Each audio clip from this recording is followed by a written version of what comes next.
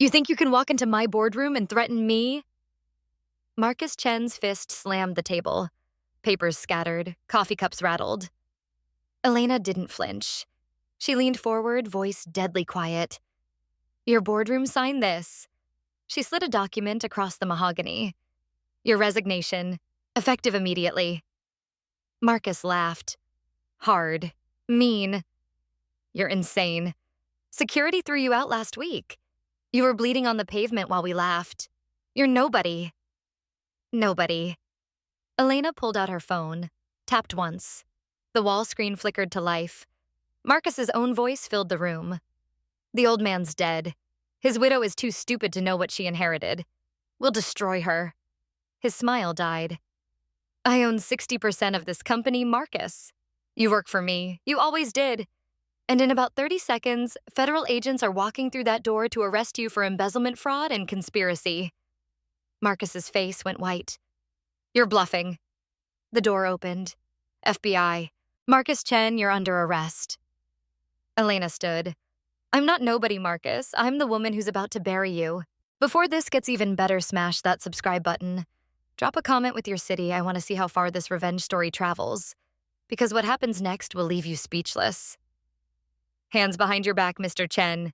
The FBI agent's voice cut through the boardroom. Cold. Professional. Final. Marcus jerked backward. His chair crashed into the wall. This is a mistake. I haven't done anything. You've stolen $32 million over 5 years, Agent Sarah Mitchell said. She held up her badge. Wire fraud, corporate espionage, conspiracy to commit securities fraud. You want me to continue? Elena, please. Marcus whipped toward her. Sweat beaded his forehead. We can fix this. We've known each other for 15 years. Elena watched them cuff him. Watched his expensive suit wrinkle. Watched his Patek Philippe catch the light as they pulled his wrists together. 15 years, she repeated. You were James's best man at our wedding. You swore you'd protect his company if anything happened to him. I was protecting it. You were planning to bankrupt it. Elena's voice never rose. Didn't need to. Sell it for pennies. Pocket $200 million and blame my dead husband for the failure. Marcus's face twisted, rage replacing panic. He was weak. James was too soft. He paid for janitors' medical bills. He gave second chances to people who didn't deserve them. He ran this company like a charity. He ran it with integrity. He ran it into the ground. Marcus lunged forward. The agents held him. And you? You're just his widow. You don't know anything about business. You're playing dress up in his office. Elena stood, walked toward him, slowly. I have a PhD in computer science from MIT. I have an MBA from Stanford. I coded the original security protocols for this company with James in our garage 8 years ago. I'm not playing anything, Marcus. She stopped inches from his face. James knew you were stealing. He documented everything. He left me instructions, protocols, evidence. He died before he could fire you himself. So I'm finishing what he started. Marcus spat. Literally spat. The agents yanked him backward. You'll never run this company. You're nobody, a nobody in a dead man's hoodie. Elena smiled. Cold. Sharp. Take him. They dragged Marcus out. His screaming echoed down the hallway. I'll destroy you. You hear me? I'll destroy everything. You're nothing without him. Nothing. The door slammed shut. Silence. Elena turned to the window. Her reflection stared back. James's old Stanford hoodie. Worn jeans, no makeup. The same outfit she'd worn last Tuesday when Marcus's security guards had thrown her onto the concrete. When they'd laughed while she bled. Mrs. Morrison, Robert Chen, her attorney, no relation to Marcus, touched her shoulder gently. Are you all right? No. Elena's voice cracked. Just slightly. But I will be. The door opened again. 2 more people entered. Monica Reeves, VP of Operations. David Park, CFO. James's cousin. They froze when they saw the federal agents still in the room. Oh, God, Monica whispered. Elena, what's happening? Where's Marca? Arrested. Elena turned from the window. FBI custody. He'll be charged formally tomorrow.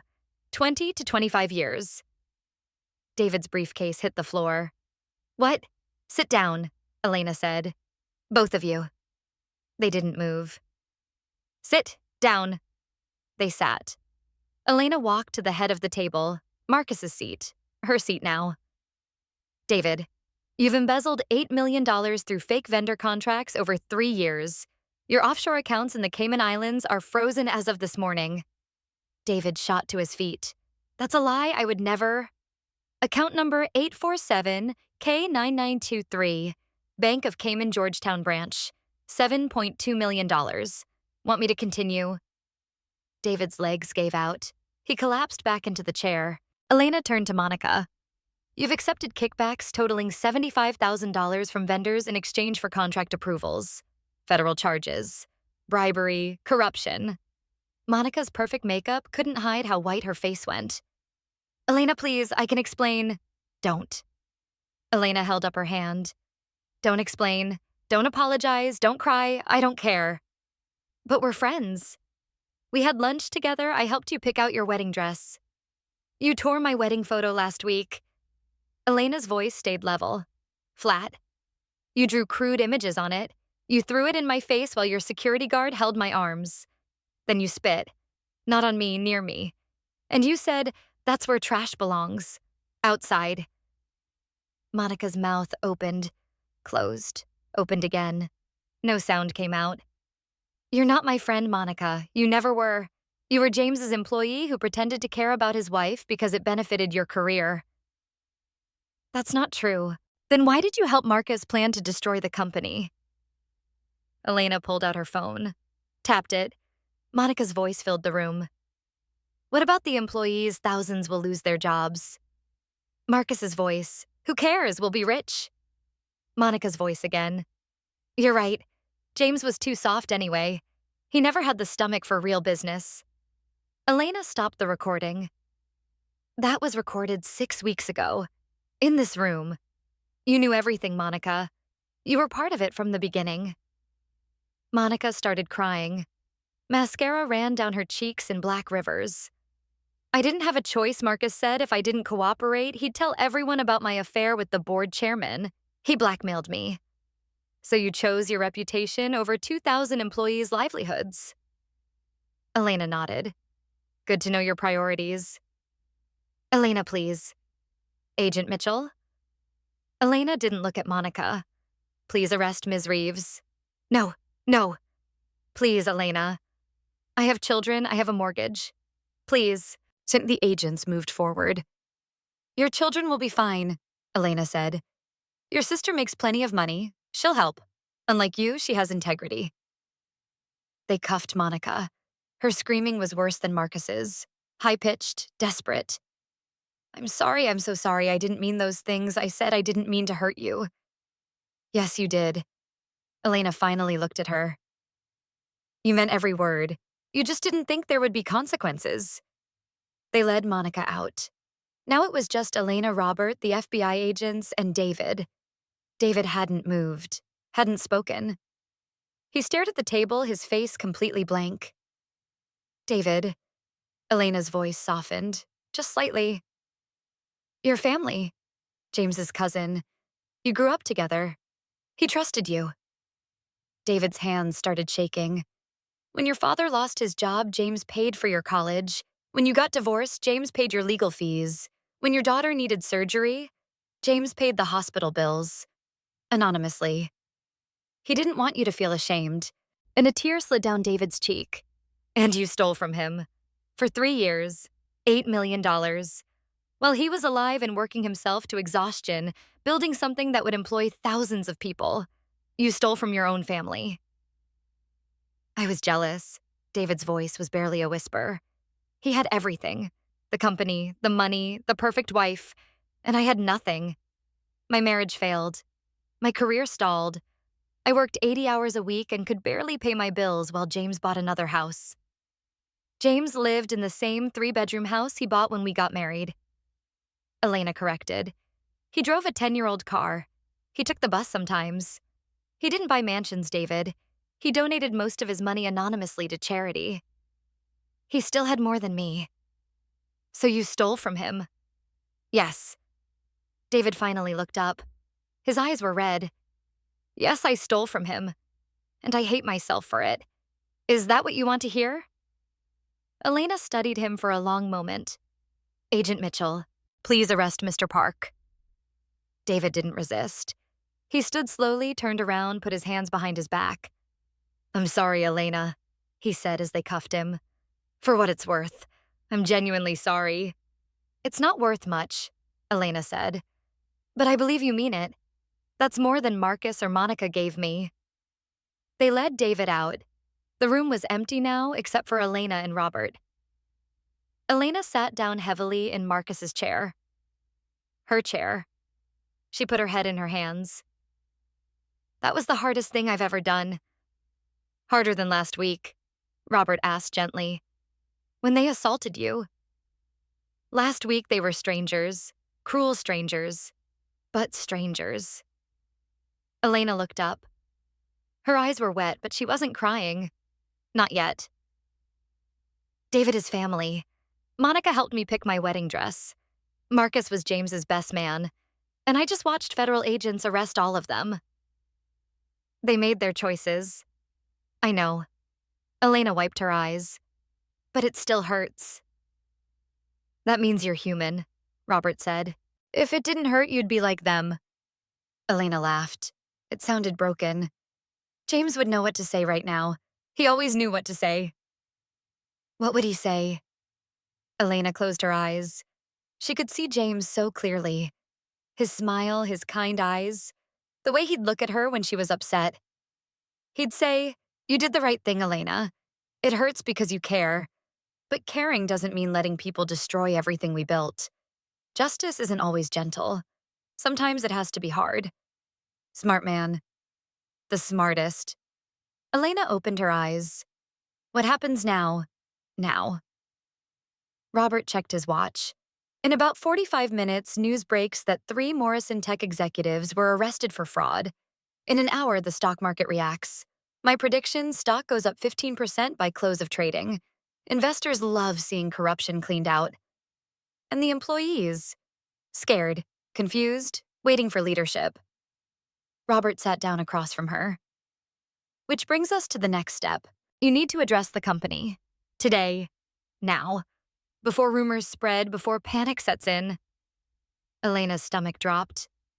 Address 3,000 people. Yes. Robert, I can't. I don't do public speaking. I don't even like being in rooms with more than 5 people.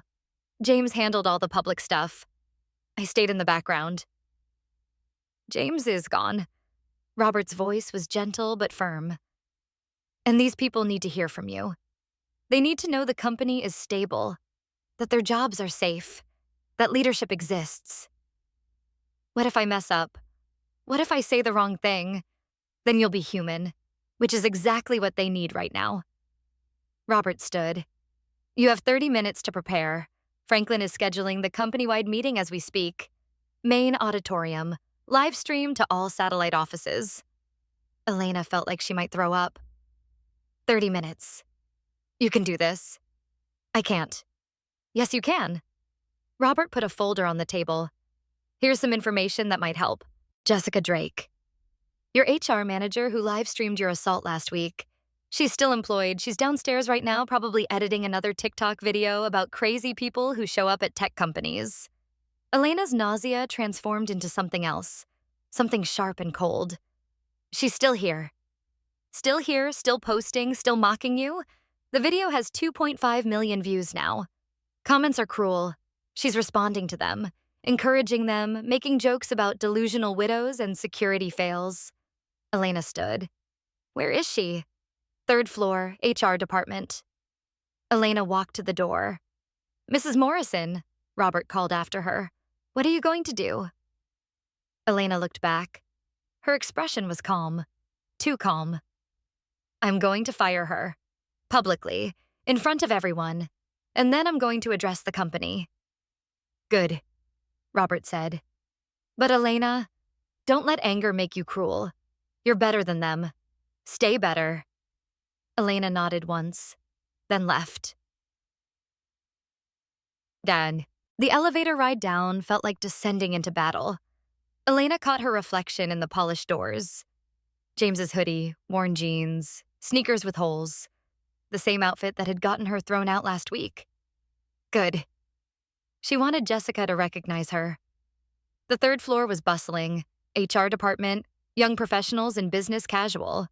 Laptops, coffee cups, the casual arrogance of people who thought they were important. Elena walked through the open workspace toward the corner office. Jessica's office. The door was open. Jessica sat at her desk, phone in hand, recording.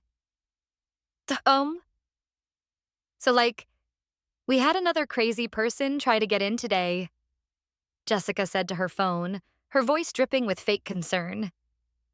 I swear working in HR at a big tech company is wild. The stories I could tell you.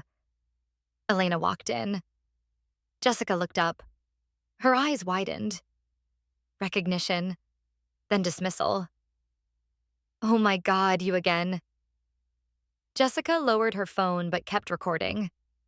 Security, we have a Jessica Drake. Elena's voice cut through the office. People stopped typing. Conversations died. You're fired, Jessica laughed. Actually laughed. Excuse me. You can't fire me. You're not even supposed to be in this building. Last week, your security guards assaulted me while you recorded it for TikTok content. You captioned the video, Crazy Lady Thinks She Married Our CEO. 2.5 million views. Congratulations. That video is hilarious, Jessica smirked. You were literally claiming to be married to James Morrison, our dead CEO. That's textbook delusion. I am married to James Morrison. Elena held up her left hand. Her wedding ring caught the light. 8 years. Married at San Francisco City Hall, July 14th, 2017. Certificate on file. Jessica's smirk faltered. You're lying. James Morrison's wife doesn't take the subway. She doesn't wear thrift store clothes. She doesn't show up looking like what? Elena stepped closer. Like a poor person? Like someone beneath you? Is that what you were going to say? Jessica's phone was still recording. She hadn't realized, but Elena had. Look, I don't know what your game is, but my game. Elena pulled out her own phone, tapped it. The video started playing. Jessica's video, the one with 2.5 million views. Elena's voice on the recording, please, I just need to see my husband. I have documents for him. Security guard's voice, ma'am, you need to leave. Jessica's voice laughing, oh my God, get her out. This is crazy. Are you guys seeing this? The video showed Elena being grabbed, thrown, landing hard on concrete, blood on her knee. Jessica's voice again. Holy shit, that's going on TikTok. More laughter. Elena stopped the video. The office was dead silent now. At least 20 employees had gathered, watching. Some were filming on their phones. You thought it was funny? Elena said quietly. You saw someone in pain, someone bleeding, someone asking for help, and you thought it was content. Jessica's face went red. I didn't know who you were. How was I supposed to? You didn't care who I was. That's the point. Elena's voice remained calm, quiet, devastating. You saw someone vulnerable, someone you perceived as poor, someone you could mock without consequences. So you did. Look, if I'd known you were actually what? Actually wealthy, actually important, actually someone who mattered. Elena shook her head. The only reason you're scared right now is because you found out I have power. If I was actually just a homeless woman, you'd still be laughing. Jessica's mouth opened, closed. That's what makes you cruel, Jessica. Not that you didn't know who I was, but that it wouldn't have mattered even if I was exactly who you thought I was. You would have mocked me anyway. Jessica looked around, at the crowd, at their phones, at her own phone still recording. I want to call my lawyer. Call whoever you want. Elena turned to the crowd. Everyone watching this, recording this, posting this? Good. Post it everywhere. Because here's what happens next. She turned back to Jessica. You're fired. Effective immediately. Security will escort you out. You have 10 minutes to collect your personal items. Your company laptop, phone, and badge will be confiscated. You will be sued for defamation, violation of privacy rights, and infliction of emotional distress. The video you posted, evidence. Every comment you encouraged, evidence. Every joke you made at my expense, evidence. Jessica stood up, shaking. You can't do this. This is wrongful termination. I'll sue for... I'm the majority shareholder of this company, Elena said. I own 60%. I can fire anyone I want, for any reason, and mockery of assault victims seems like a pretty good reason. Jessica's legs gave out. She sat back down hard. 10 minutes, Elena repeated. Security's on their way. Elena walked out of the office. The crowd parted. No one spoke. They just stared. Elena kept walking. Out of HR, to the elevator, up. She needed to get to the 60th floor, to James's office, to prepare for the company-wide meeting, but first she needed to breathe. The elevator doors closed. Elena was alone. She counted to 10, slow, steady. Then she started shaking. She'd just fired someone. Publicly, brutally, in front of witnesses and cameras. James would have handled it differently. James would have been kind, gentle, would have given second chances. But James was dead, and these people had hurt her while he couldn't protect her anymore. The elevator doors opened on the 60th floor. Franklin Torres, James's executive assistant, was waiting. His eyes were red. I heard, he said quietly, about Jessica, about the arrests, all of it. Is the auditorium ready? 10 minutes. Elena, are you sure about this? You don't have to address everyone today. You could... I have to, Elena interrupted. Before rumors spread, before people panic, before they start thinking the company's falling apart. Franklin studied her. You look like you're about to fall apart. I am. Elena's voice cracked. But I can't. Not yet. Not until this is done. James would be proud of you. James would be horrified. Elena walked past him toward the office. I just publicly destroyed a 25-year-old woman's career. I had federal agents arrest his cousin. I'm about to tell 3,000 people that their executives were criminals. This isn't pride-worthy, Franklin. This is survival. She went into James's office, her office, closed the door, leaned against it, and finally let herself cry. Big gasping sobs.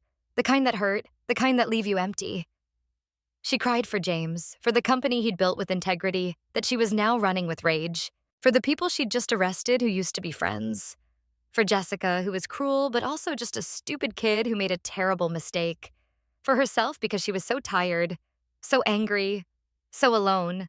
5 minutes. That's all she allowed herself. Then she wiped her eyes, fixed her ponytail, looked at herself in the mirror behind James's desk. You can do this, Yummy. Adios, amigas, she told her reflection. You have to do this. Her reflection didn't look convinced.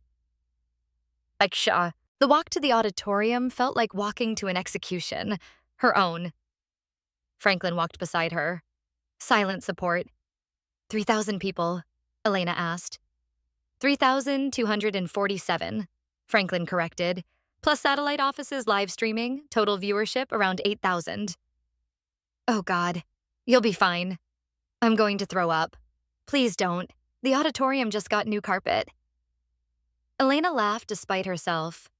You're terrible. I learned from the best. Franklin smiled sadly. James used to throw up before every major presentation. Did you know that? What? Every single one. He'd go to the bathroom, throw up, brush his teeth, then walk on stage like he owned the world.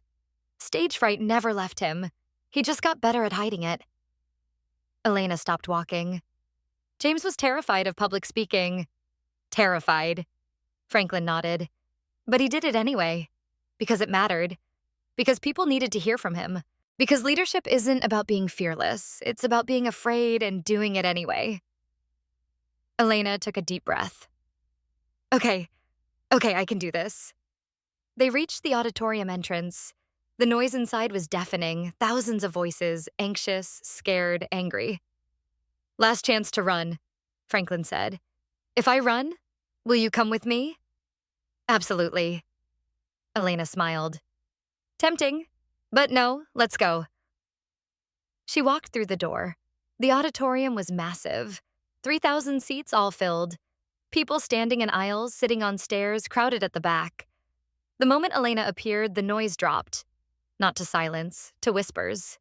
"That's her." The woman from the video. "Is she really his wife? I heard she owns the company." "Bullshit. That's impossible." Elena walked down the center aisle toward the stage. Every step felt like walking through water. Heavy, slow. Everyone was watching. Phones were out, recording. Of course they were recording. She climbed the stairs to the stage. The lights were blinding. She couldn't see faces anymore, just shapes. Thousands of shapes. A microphone stood center stage, waiting for her. Elena walked to it, gripped it with both hands to stop them from shaking. The whispers died completely.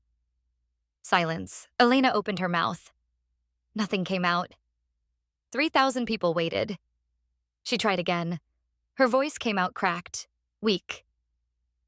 "My name is Elena Morrison." Someone in the back shouted, "Speak up!" Elena flinched. Franklin appeared at the edge of the stage, adjusting sound levels. "Try again," he mouthed. Elena cleared her throat, spoke louder. "My name is Elena Morrison. I'm 34 years old. I have a PhD in computer science from MIT, an MBA from Stanford, and I've been married for 8 years." Pause. "6 months ago, my husband died in a car accident. His name was James Morrison. He founded this company." The silence was absolute now. "Last Tuesday, I came to this building to deliver urgent documents. Documents about a security breach that threatened our government contracts. I was wearing my husband's old hoodie and carrying a backpack. Security called me a groupie. Your executives called me insane. Your HR manager live-streamed my assault for viral content." Elena's voice was getting stronger, steadier. "I was thrown on the ground. I bled on your concrete, and people laughed." She paused. Let that sink in. "You laughed because I looked poor, because I looked simple, because I didn't fit your image of who matters in Silicon Valley." Another pause. "Here's what nobody knew. I own 45% of this company. Combined with my husband's trust, I control 60%. I'm the majority shareholder. I have been for 6 months."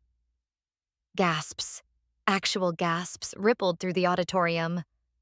"And for 6 months, I've been watching what your executives did to James's company. The company he built with integrity. The company he ran with kindness. The company he protected even when it wasn't profitable." Elena's hands stopped shaking. She let go of the microphone, stood up straight. "Marcus Chen, Monica Reeves, and David Park were arrested this morning by the FBI. Federal charges: fraud, embezzlement, conspiracy. They were planning to bankrupt this company, sell it for pennies, and blame my dead husband for the failure." The auditorium erupted. Shouting, questions, chaos. Elena didn't try to speak over it. She just waited. Eventually, they quieted down. "You want to know if your jobs are safe?" Elena said. "Yes. The company is stable.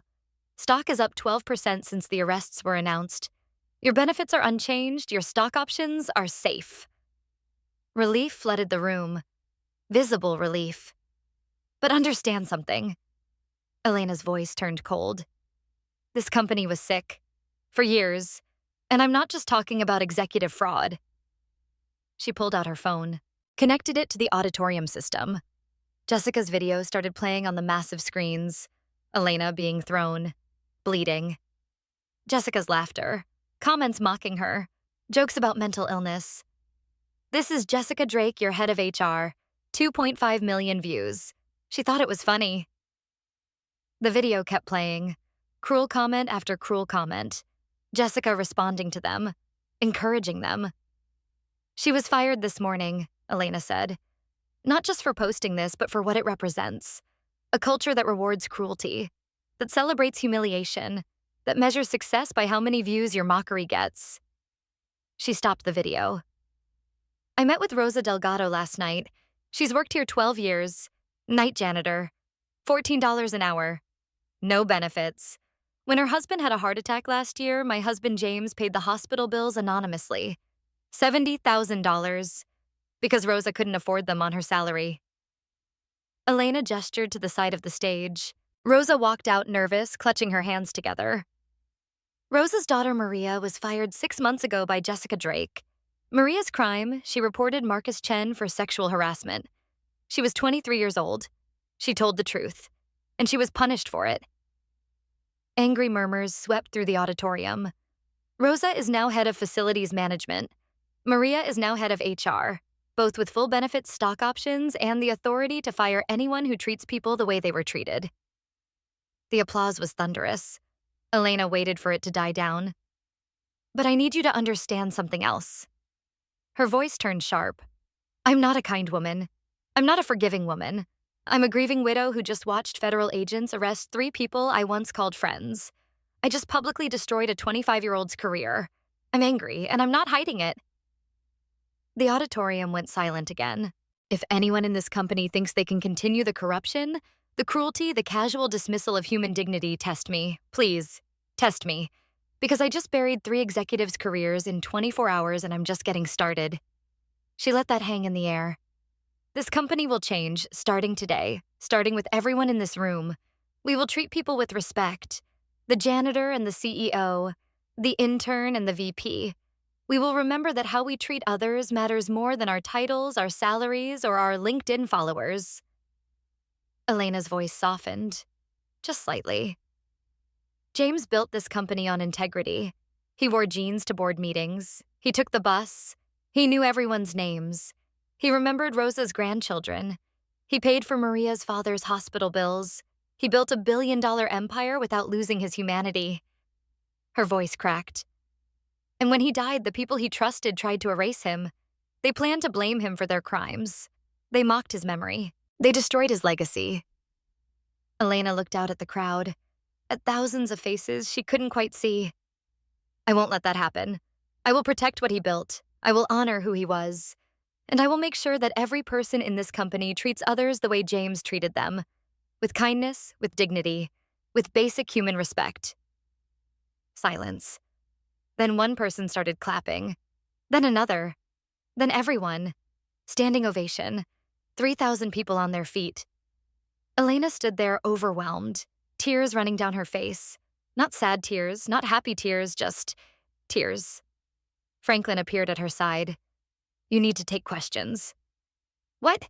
They have questions. You need to answer them. Elena wiped her eyes. Okay, questions.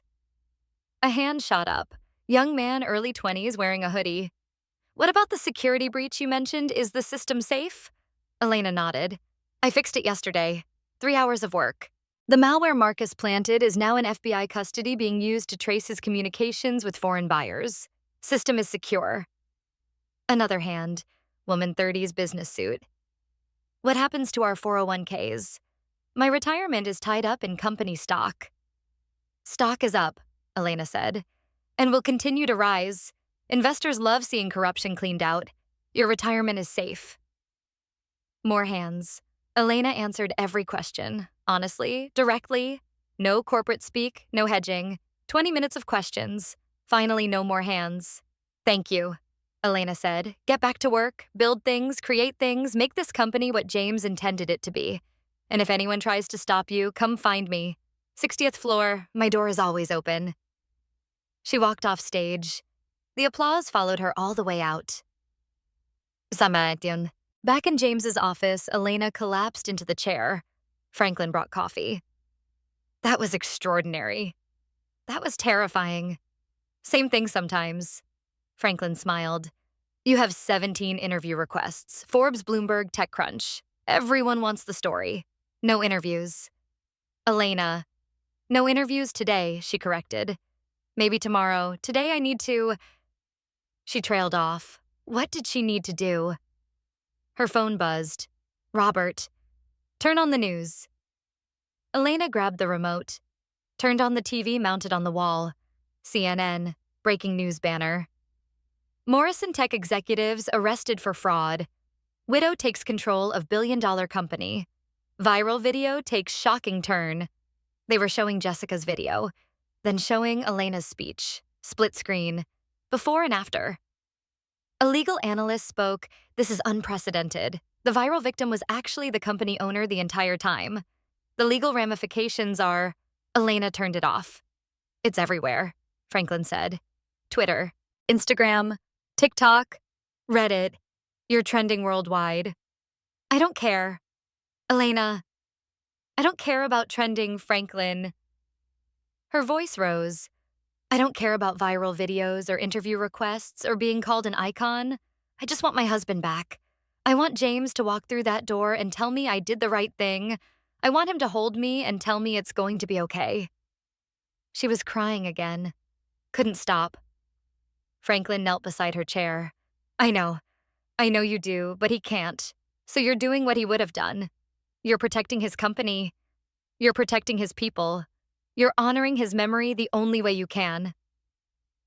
Elena nodded, unable to speak.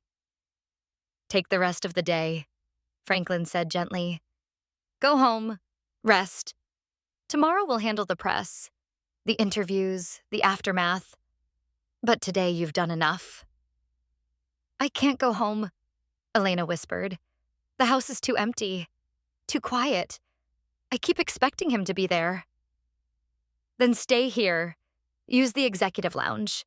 There's a couch. I'll make sure no one bothers you." Elena wiped her eyes. Okay, thank you."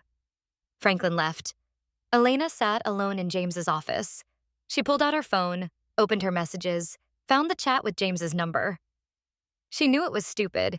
She knew he was dead. She knew no one would ever read these messages, but she typed anyway. "I did it, James. I exposed them. They're in FBI custody. The company is safe. Your legacy is safe." She hit send, watched the message sit there, unread, forever unread. "I miss you so much," she typed. "I don't know how to do this without you. I don't know how to be strong when all I want is to curl up and disappear." Send. "But I won't. I promise I won't. I'll keep fighting. I'll keep protecting what we built. Because you asked me to. Because you trusted me to." Send. "I love you. Always, E." Send. Elena set the phone down, stood up, walked to the window. Silicon Valley stretched out below her. Thousands of buildings, millions of lives. All of it moving forward while she felt stuck. But she wasn't stuck. She was moving, just slowly, painfully, one step at a time. And today she'd taken a lot of steps. Tomorrow she'd take more. Elena woke up on the executive lounge couch at 3 a.m. Her neck hurt, her eyes burned. Someone had draped a blanket over her. Franklin, probably. She sat up slowly. The building was silent, empty, just emergency lighting and the hum of servers somewhere below. Her phone had 47 missed calls, 63 text messages. She ignored all of them except one. Robert. "Call me when you wake up. We have a problem." Elena dialed. He answered on the first ring. "Where are you?" "Office. What's wrong?" "Veronica Chen is holding a press conference in 6 hours." Elena's stomach dropped. "Marcus's wife. Ex-wife. Divorce was finalized 3 months ago. She's claiming you fabricated evidence. She's claiming Marcus is innocent. She's bringing lawyers, crying on camera the whole performance. She knows he's guilty." Of course she knows, but she's also about to lose everything. The house, the cars, the lifestyle. If Marcus goes to prison for 25 years, Veronica gets nothing. She's fighting for her meal ticket. Elena stood up, started pacing. "What do we do?" "You could ignore it. Let the FBI handle it. The evidence is overwhelming. Or you show up, tell your side. But Elena, if you do that, you're opening yourself up to attack. Veronica will call you a liar. She'll say you're mentally unstable. She'll dig into your past, your marriage, everything." "Let her dig." Elena's voice turned cold. "I have nothing to hide." "Everyone has something to hide." Not from public scrutiny, I don't. Elena checked the time. Where's the press conference? Downtown, Fairmont Hotel, 9 a.m. I'll be there. Elena. I'll be there, Robert. Send me the details. She hung up.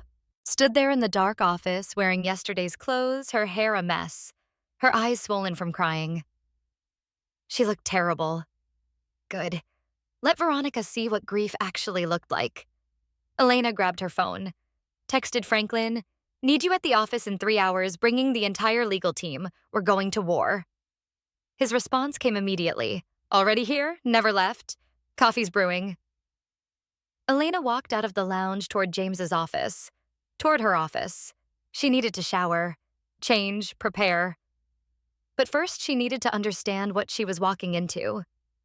She opened her laptop, searched for Veronica Chen, socialite, Instagram influencer, 42,000 followers, posts about luxury lifestyle, designer bags, exotic vacations.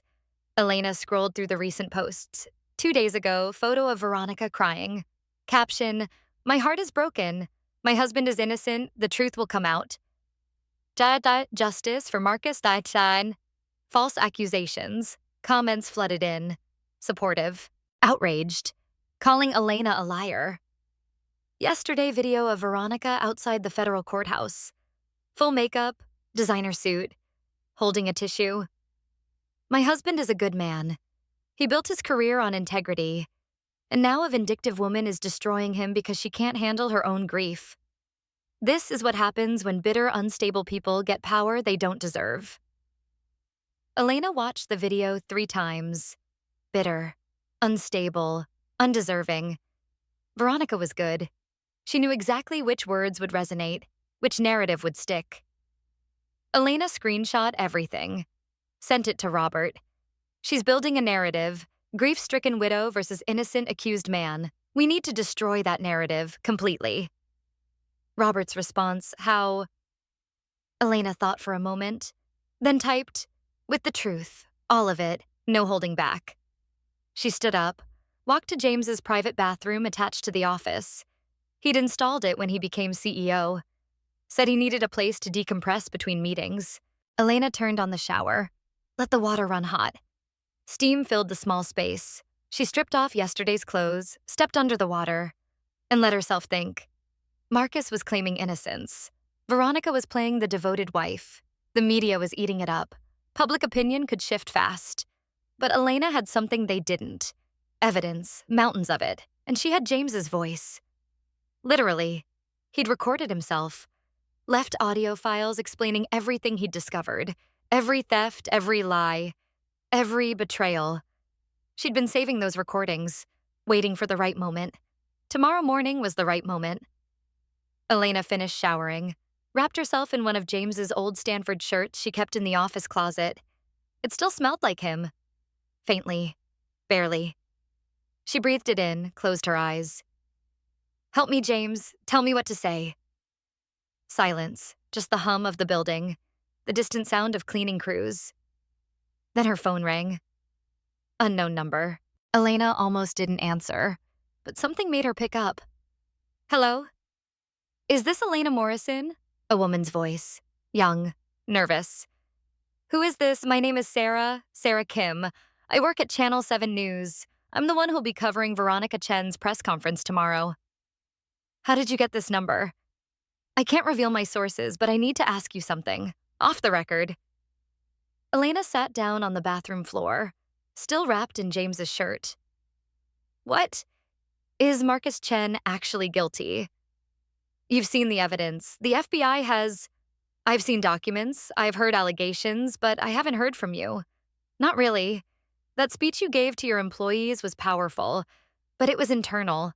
The world needs to hear your side." "Why are you calling me at 3 a.m. to tell me this?" Sarah hesitated. "Because I was assaulted at my last job. My boss. He was powerful, connected, and when I reported it, HR fired me. Told me I was being emotional, irrational. They destroyed my career. I was 26 years old." Elena's grip on the phone tightened. "I'm sorry that happened to you." "I rebuilt. Changed careers. Became a journalist so I could tell stories that matter. And this story, it matters. Because Veronica Chen is about to stand in front of cameras and call you a liar. And unless you show up, unless you fight back, her narrative wins. I'm planning to show up. Good. But Elena, don't go alone. Don't go with just lawyers. Bring someone who humanizes you. Someone who makes you more than just an angry widow with power. Like who? Like Rosa, the janitor you promoted, or Maria, the woman who was fired for reporting harassment. Bring the people who Marcus and Jessica hurt. Show the world what real victims look like. Elena thought about that. That's actually brilliant. I know. Sarah's voice warmed slightly. One more thing. Veronica's lawyers are planning to ambush you with personal questions about your marriage, your mental health, your finances. They'll try to rattle you, make you seem unstable on camera. How do you know this? I told you I can't reveal sources, but I'm telling you because I believe in what you're doing. I believe in holding powerful men accountable, and I believe you deserve a fair fight. Thank you. Don't thank me. Just show up tomorrow and tell the truth. That's all anyone can do. Sarah hung up. Elena sat on the bathroom floor for another 10 minutes, processing, planning. Then she stood up, got dressed, black pantsuit, simple jewelry, professional, strong. She walked back to the main office. Franklin was at his desk exactly as promised. Two other people sat in the waiting area, Rosa and Maria. Elena stopped. What are you doing here? Rosa stood up. Franklin called, said you might need us tomorrow. So we came. It's 4 a.m. So, Maria crossed her arms. She looked like her mother. Same determined expression, same refusal to back down. You gave me my career back. You gave my mom respect she'd never gotten. You think we're not showing up when you need us. Elena felt tears threatening. Pushed them down. Tomorrow's going to be ugly. Veronica Chen will attack me. Her lawyers will attack me. The media might turn on all of us. Let them try, Rosa said simply. I've been invisible for 12 years, treated like furniture. People don't even look at janitors, but you looked at me. You remembered my name, you made me matter. So yes, I'm showing up tomorrow. And anyone who wants to attack you goes through me first. Maria nodded. Same. Jessica Drake destroyed my career for telling the truth about Marcus. Made me feel like I was crazy, like I deserved to be punished for speaking up. But you believed me. You gave me power. So I'm using that power to stand with you. Elena couldn't speak for a moment. Just stood there overwhelmed. Franklin handed her coffee. Drink this. You have 5 hours to prepare. Then we go to war. Elena took the coffee. Drank. It was perfect. Strong. Black. Exactly how James used to make it. Okay, she said finally. Let's prepare. They worked through the night. Franklin pulled up every piece of evidence, every recording, every document. Robert arrived at 5 a.m. with 3 associates and a mountain of legal briefs. Veronica's team filed an injunction, Robert announced, trying to block the release of Marcus's financial records. Judge denied it. Everything's fair game. Good news, Elena said. What else? Jessica Drake is suing you. Wrongful termination, defamation, emotional distress. She wants $5 million. Elena laughed. Actually laughed. She recorded herself mocking my assault and posted it for millions to see. And she thinks she has a case. She has lawyers who think they can win based on technicalities. They're claiming you had no legal right to fire her on the spot without HR review. I'm the majority shareholder. They're arguing you acted in emotional distress, that your judgment was impaired by grief, that you weren't mentally fit to make executive decisions. Elena set down her coffee. They're saying I'm crazy. Not in those words, but yes. That's their angle. Same angle Marcus used, same angle Veronica's using. Elena looked at Robert. Is that the playbook now? When a woman fights back, call her unstable. Unfortunately, yes, it works. Juries sympathize with emotional defendants. They assume grief equals irrationality. Then we prove I'm not irrational. We prove every decision I made was based on evidence. Facts. Reality. Elena stood up. Show them the recordings. James's voice, his documentation, everything. Elena, if we release James's personal recordings, we open up your marriage to scrutiny. People will question why he didn't tell you about the fraud earlier, why he kept secrets. They'll dig into your relationship. Let them dig. James and I had a good marriage, not perfect, good, real. And if people want to judge that, fine. At least they'll know the truth. Robert studied her. You're sure about this? I'm sure. At 8 a.m., they left for downtown. 3 cars. Elena rode with Robert. Franklin drove Rosa and Maria. Legal team followed in the 3rd vehicle. The Fairmont Hotel was already swarmed with press. Camera crews, reporters, crowds of people holding signs. Some signs supported Marcus, free innocent man, and justice for Marcus Chen. Other signs supported Elena, believe survivors, and corruption has consequences. It was a circus. Elena took a deep breath. Ready? No, Robert admitted, but let's go anyway. They got out of the car. Immediately cameras swarmed, shouted questions, microphones shoved in her face. Mrs. Morrison, are you here to respond to Veronica Chen? Did you fabricate evidence against Marcus Chen? Is it true you're mentally unstable? How do you respond to allegations that you're a vindictive widow? Elena kept walking, didn't answer, just moved forward with Robert clearing a path. They entered the hotel. The press conference was set up in the grand ballroom. Hundreds of seats, already filling up. Veronica stood at the front. Designer dress, perfect makeup, photographers taking her picture. She looked like a victim. Fragile, wronged, sympathetic. She saw Elena. Their eyes met. Veronica smiled, cold, calculating. Elena smiled back, colder. The room filled quickly. Every seat taken, standing room only. Veronica's lawyers flanked her. 3 men in expensive suits, alpha legal team. Elena sat in the 3rd row. Rosa on one side, Maria on the other. Robert behind her. At exactly 9 a.m., Veronica stepped to the podium. She took a moment, dabbed at her eyes with a tissue. Camera flashes exploded. Thank you all for coming, she began. Her voice trembled, perfectly practiced trembling. I'm here today to defend my husband. Marcus Chen is not a criminal. He's a good man, a brilliant executive, and he's being destroyed by a woman who can't handle her own grief. Murmurs through the crowd. Elena Morrison lost her husband 6 months ago. I sympathize. I truly do. Loss is devastating. But grief doesn't give anyone the right to destroy innocent lives. Veronica looked directly at Elena. Marcus tried to help her. We all did. But she became obsessed. Paranoid. She started seeing conspiracies where none existed. She accused my husband of stealing, of betrayal, of crimes he never committed. Elena didn't move, didn't react. The evidence she claims to have fabricated, the recordings edited, taken out of context. My husband's lawyers will prove this in court, but by then his reputation will be destroyed. His career will be over. All because a bitter widow needed someone to blame for her pain. Veronica's voice broke. Tears rolled down her cheeks. Please. I'm begging the media. Investigate her claims. Look at the evidence critically.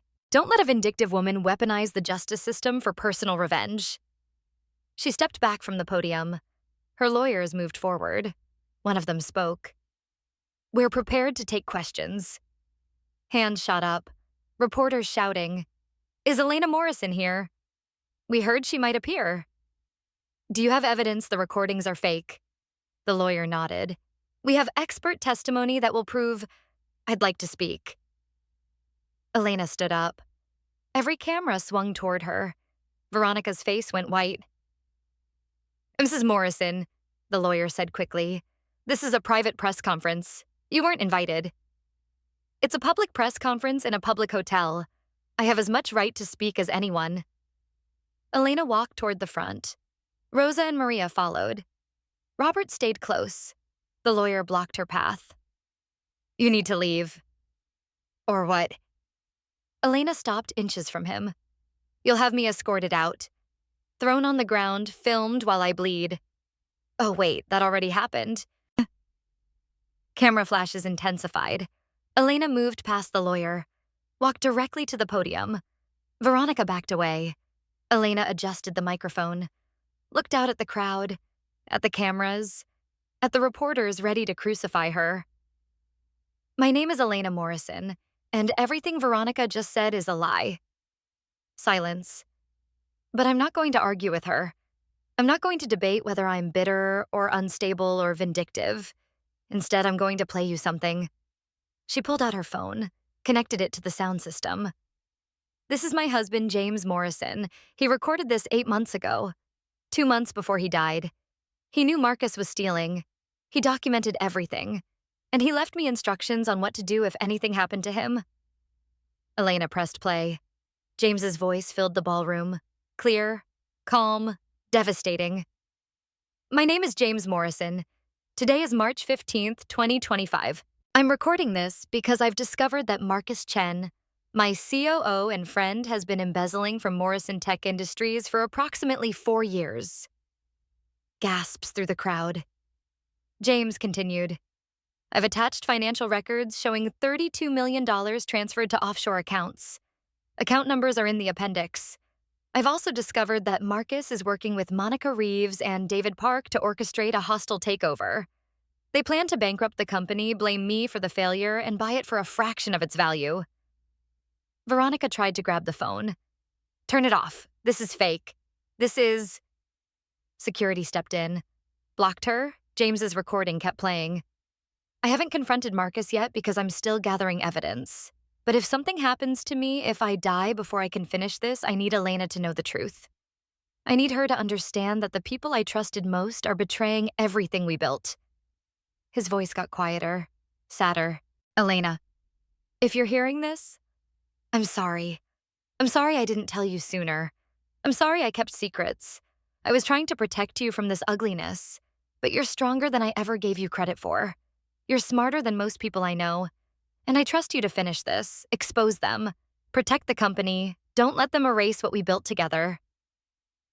The recording ended. Silence. Complete. Absolute. Silence. Elena looked at Veronica. That's my husband's voice, recorded 2 months before a drunk driver killed him. He knew Marcus was guilty. He documented it. He left me evidence, and now you're standing here calling me a liar. Veronica's face crumpled. He was sick. James was paranoid at the end, Marcus said. Marcus said what? Elena stepped closer. That my husband was losing it, that he was making things up. How convenient. Discredit the dead man who can't defend himself. James was under stress. He was making mistakes. Marcus was trying to help him. Stealing a $32 million. Elena pulled out a folder, threw it on the podium. FBI forensic accountants traced every transaction, every offshore account, every shell company. Marcus's fingerprints are on all of it. She threw another folder. Monica Reeves's bribery records, $75,000 in kickbacks, all documented. Another folder. David Park's embezzlement, $8 million, also documented. She looked at the cameras, at the reporters, at Sarah Kim in the back row nodding slightly. I didn't fabricate anything. I didn't need to. They documented their own crimes. They just assumed no one would ever check. They assumed James's widow would be too stupid or too sad or too weak to fight back. Elena's voice turned to ice. They were wrong. A reporter stood up. Mrs. Morrison, how do you respond to claims that you're acting out of grief, that your judgment might be impaired? My judgment is fine. Grief doesn't make you irrational. It makes you see clearly. It strips away the bullshit, the politeness, the pretending. I spent 8 years being nice, being quiet, letting James handle the ugly parts of business. But James is dead, and nice doesn't protect his legacy. Truth does. Another reporter. What about Jessica Drake's lawsuit? She claims you fired her illegally. Jessica Drake livestreamed my assault for viral content. She laughed while I bled. She encouraged millions of people to mock my pain. I fired her because she's cruel. And if that's illegal, then our legal system is broken. Rosa stood up. I'd like to say something. Elena stepped aside. Rosa took the microphone. Her hands shook slightly, but her voice was strong. I'm Rosa Delgado. I cleaned floors at Morrison Tech for 12 years. Minimum wage, no benefits. Invisible. People literally walked over me like I wasn't there. She paused. James Morrison was different. He learned my name. He asked about my family. When my husband had a heart attack, James paid the entire hospital bill. $70,000. Anonymous. But I knew. Good men like that are rare. Rosa looked at Veronica. Marcus Chen sexually harassed my daughter. When she reported it, Jessica Drake fired her, blacklisted her, destroyed her career. She was 23 years old. That's the man you're defending. A man who ruins young women's lives to protect himself. Veronica opened her mouth. Nothing came out. Maria stepped forward. I'm Maria Delgado, Rosa's daughter, and everything she said is true.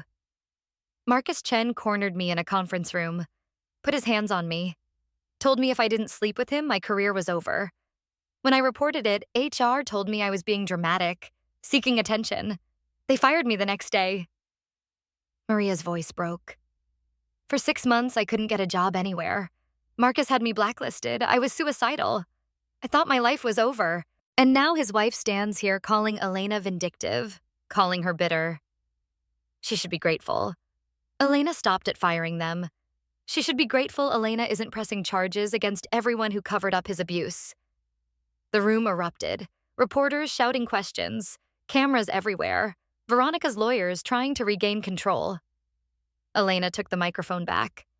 I have 47 more recordings, 300 pages of financial documents, testimony from 12 women Marcus harassed, emails from Monica approving bribes, text messages from David celebrating his theft. And you know what? I'm releasing all of it today. Right now. She pulled out a USB drive, held it up. Everything's on here. Every recording, every document, every piece of evidence. Any journalist who wants it, take it. Verify it, check it, investigate it. Because unlike Veronica, I'm not afraid of the truth. She handed the drive to Sarah Kim. Veronica lunged forward. You can't do this. This is private information. You're violating. I'm violating what? Elena turned on her. Your husband's privacy, he gave that up when he stole $32 million. Your privacy, you held a press conference calling me a liar. You invited this scrutiny. You're destroying him. No, he destroyed himself. I'm just making sure everyone knows about it. Elena walked toward the exit. Rosa and Maria flanked her. Robert cleared a path through the reporters. Behind her, Veronica was screaming. You'll regret this. I'll sue you for everything. I'll destroy you. Elena stopped, turned around, walked back. She got very close to Veronica, close enough that the microphones barely picked up her words. Your husband threw me on concrete, laughed while I bled, tried to destroy my husband's memory. And you're threatening me? You think I'm afraid of you? Veronica's eyes widened. Go ahead. Sue me. Threaten me. Try to destroy me. But understand something. I just buried 3 executives' careers in 48 hours. I exposed corporate fraud to the FBI. I turned a viral humiliation into a company takeover. And I did it all while grieving my husband. Elena smiled. No warmth, just truth. You don't scare me, Veronica. Nothing scares me anymore. I've already lost everything that mattered. What are you going to take? My reputation, my peace, my dignity? I'll burn all of it down if it means protecting what James built. So please, try me. See what happens. She walked out. The cameras followed her all the way to the car. Inside the vehicle, Elena finally let herself shake. Rosa held her hand. Maria put an arm around her shoulders. That was incredible, Maria whispered. That was terrifying, Elena corrected. Same thing, Rosa said. You stood up for yourself, for us, for everyone Marcus hurt. That takes courage. Elena's phone exploded with notifications. Texts, emails, calls. The USB drive was already being analyzed by every major news outlet. Robert turned around from the front seat. You just declared war on every corrupt executive in Silicon Valley. Good, Elena said. Let them know I'm coming. They drove back to the office in silence. Elena watched the city pass by, regular people going to regular jobs, unaware that in a hotel ballroom, their CEO had just become a symbol of what? She wasn't sure yet. Revenge, justice, female rage, widow's vengeance, maybe all of it. Her phone rang. Unknown number again. Hello? Mrs. Morrison, this is CNN. We'd like to interview you for... Elena hung up. Another call. This is the New York Times. We're running a feature on hung up. Another. Finally, she turned off her phone. I can't, she said to no one in particular. I can't do any more today. They reached Morrison Tech. The building looked the same. Glass, steel, modern. But Elena felt different walking in. Yesterday she'd been scared, unsure. Today she was something else. Angry, determined, unbreakable. Franklin met them in the lobby. You're trending worldwide. #1 on every platform. The hashtag is Believe Elena. Veronica's lost 3,000 Instagram followers in the last hour. Jessica Drake's sponsors are all pulling out. The press is calling you an icon. I don't want to be an icon, Elena said. I want to run my company in peace. Too late. Franklin pulled up his tablet, showed her the headlines. Widow destroys corrupt executives with evidence. Elena Morrison, the CEO who fought back.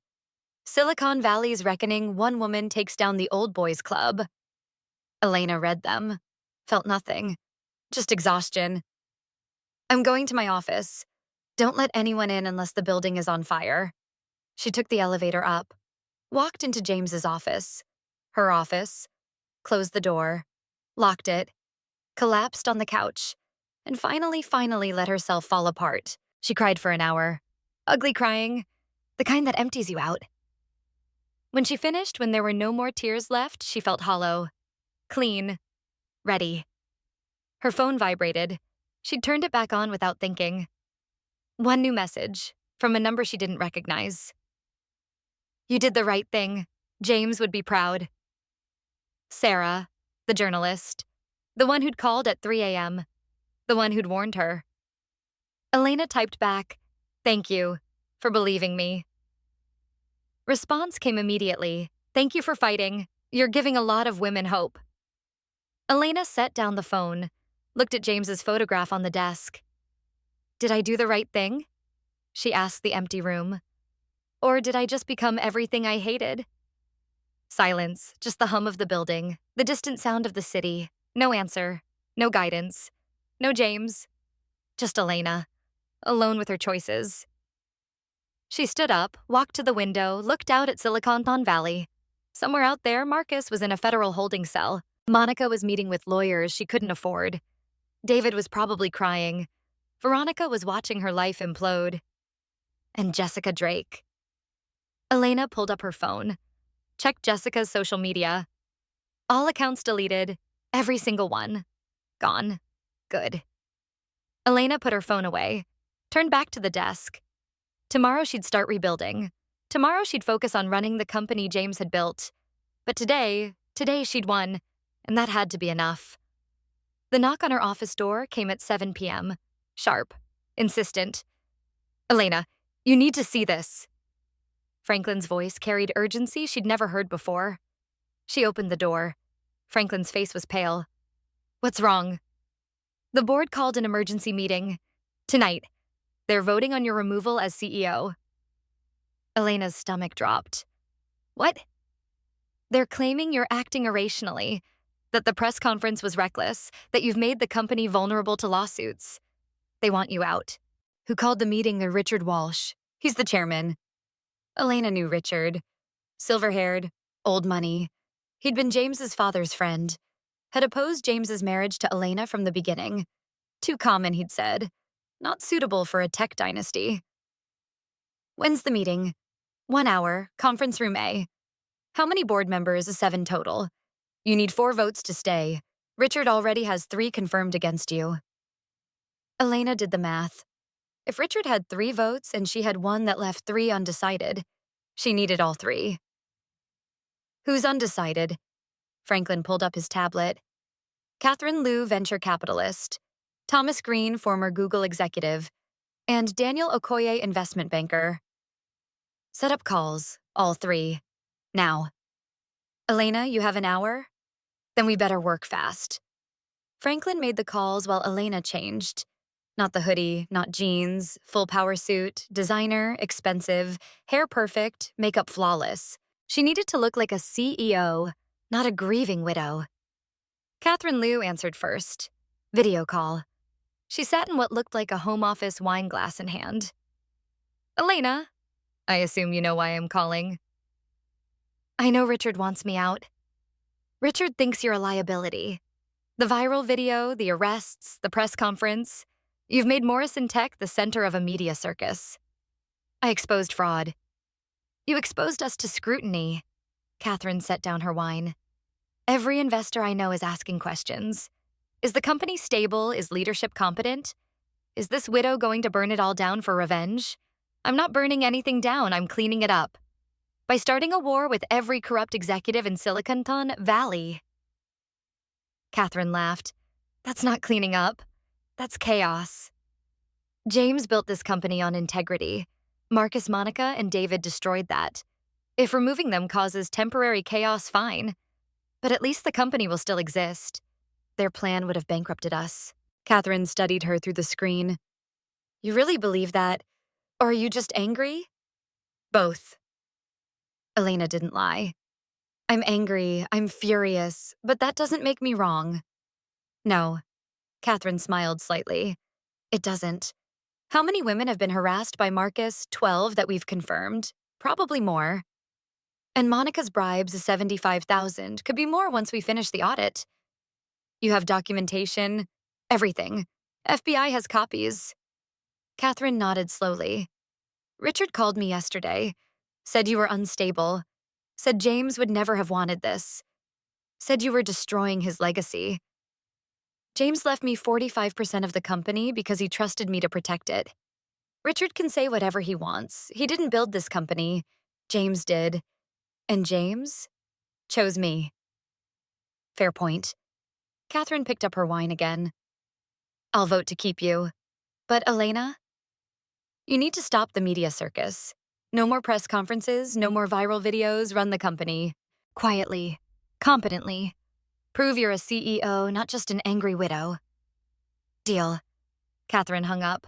1 vote secured, 2 to go. Thomas Green answered next, audio only. His voice was clipped professional. Mrs. Morrison, I'm quite busy. Make this quick. The board wants to remove me. I need your vote. I know. Richard laid out his case. You're reckless, emotional, bad for business. I exposed a $32 million embezzlement scheme. You also created a PR nightmare. Stock dropped 4% this afternoon after your press conference. Investors are nervous. Stock will recover. It always does after corruption is exposed. Look at Enron. Look at Theranos. Short-term volatility, long-term growth. Or long-term collapse. Depends on leadership. I have a PhD from MIT, an MBA from Stanford. I coded the original security systems for this company. I'm not some secretary who married the boss. I'm qualified. Thomas was quiet for a moment. James never mentioned you had those credentials. James liked keeping me private. Safe. He thought if people knew who I was, I'd become a target. Turns out he was right. The viral video. That was real. They actually assaulted you. Threw me on concrete. Laughed while I bled. 2.5 million views. Thomas exhaled slowly. I didn't realize. Richard said you were exaggerating, making yourself a victim for sympathy. Richard wasn't there. I was. And Jessica Drake, the HR manager you fired, she recorded my assault for TikTok, made jokes about delusional widows, encouraged millions to mock me. Would you have kept her employed? No. Thomas's voice softened. No, I wouldn't have. I'm sorry that happened to you. I don't need sorry. I need your vote. You have it, but Elena Catherine's right. Stop the public battles. Run the company. Show us you're more than rage in a power suit. I will. He hung up. 2 votes, 1 to go. Daniel Okoye's call went to voicemail. Elena left a message. Waited. 30 minutes until the meeting. Franklin knocked again. Daniel's not responding. Richard probably got to him first. Keep trying. Elena paced. Checked her phone. Nothing. 20 minutes. Her phone rang. Unknown number. Hello? Elena Morrison. A man's voice, deep. Accent she couldn't place. Who is this? I'm Daniel Okoye. Sorry for the delay. Richard called me 6 times today. I've been avoiding everyone. Thank you for calling back. I almost didn't. Richard painted quite a picture. Unstable widow. Revenge-fueled terminations, company in chaos. And you believed him? No, I looked at the evidence myself. The FBI reports, the financial audits, etc. Marcus Chen stole $32 million over 5 years. That's not speculation, that's documented fact. Elena exhaled. So you'll vote to keep me? I have questions first. Ask. Why did James hide your shares? Why the secret trust? Elena sat down. James's first wife died. Suicide. The pressure of being a tech wife destroyed her. Constant scrutiny, paparazzi, social obligations, she couldn't handle it. So when James married me, he made a choice. Keep me hidden, keep me safe. Let me live a normal life while he handled the public stuff. That's quite a sacrifice. He didn't see it as sacrifice, he saw it as love, protection. And now you're thrust into exactly what he tried to protect you from. Yes. Elena's voice broke slightly. Every day I wake up and wonder if I'm betraying him. If going public, taking control, exposing everything, if that's what he would have wanted, or if I'm just angry and broken and using his company as a weapon. Daniel was quiet for a long moment. My wife died 3 years ago. Cancer. And I spent the first year so angry. At God, at doctors, at the universe. I wanted to burn everything down. Make everyone feel my pain. Did you? No, but I understood the impulse. He paused. Here's what I learned. Grief doesn't make you crazy. It makes you honest. It strips away all the bullshit we tell ourselves, all the politeness, the pretending. You see the world clearly, maybe for the first time. That's exactly how it feels. So when Richard calls you unstable, he's not wrong. You're destabilized, but that doesn't mean you're wrong. Sometimes the world needs to be destabilized, especially when it's rotten. Elena felt tears threatening, pushed them down. Will you vote for me? Yes, but not because I think you're stable, because I think you're right.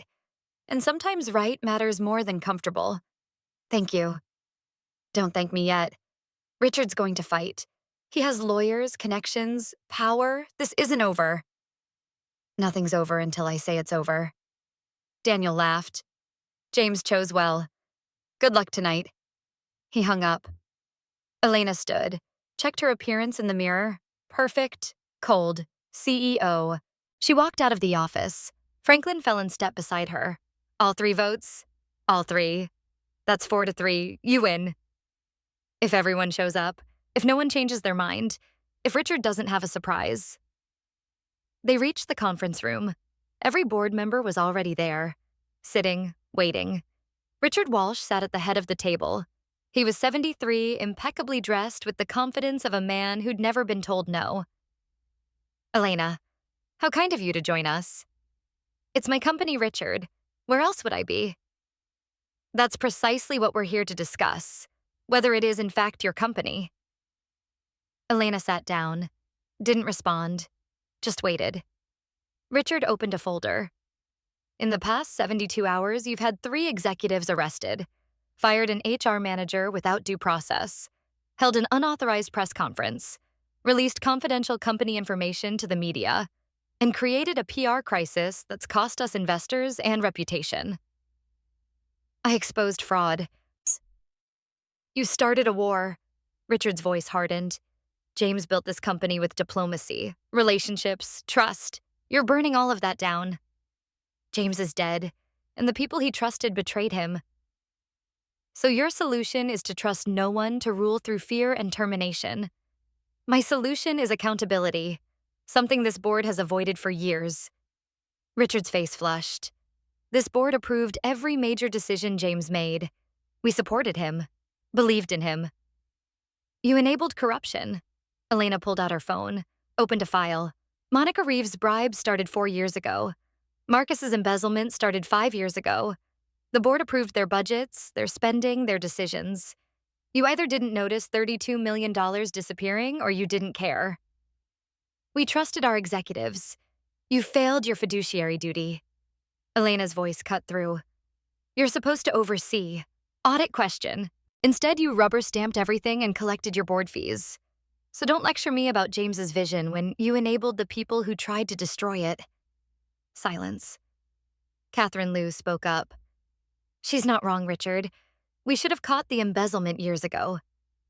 We're not here to debate past failures, Richard snapped.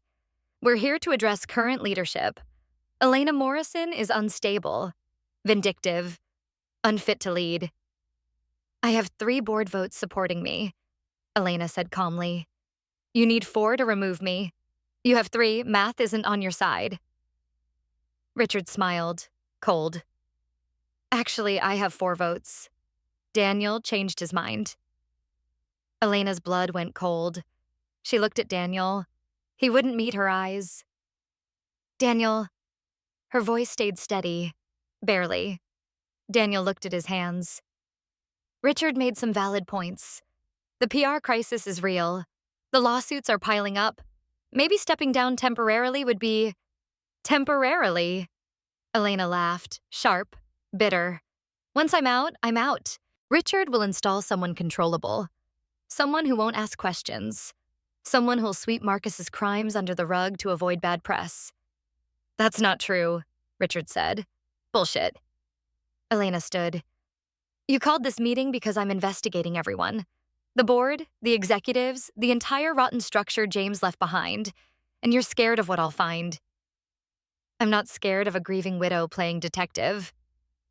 Then what are you scared of? Elena leaned across the table. Because you're working awfully hard to remove me. And the only reason to work this hard is if you have something to hide. Richard's eye twitched. Just slightly. Elena saw it, recognized it. Oh my God. She started laughing. Real laughter, disbelieving. You knew about Marcus, about the embezzlement. You knew and you covered it up. That's absurd. How much did he pay you, Richard? How much to look the other way? Richard stood. This meeting is over. We're voting. All in favor of removing Elena Morrison as CEO. 3 hands went up. Richard's.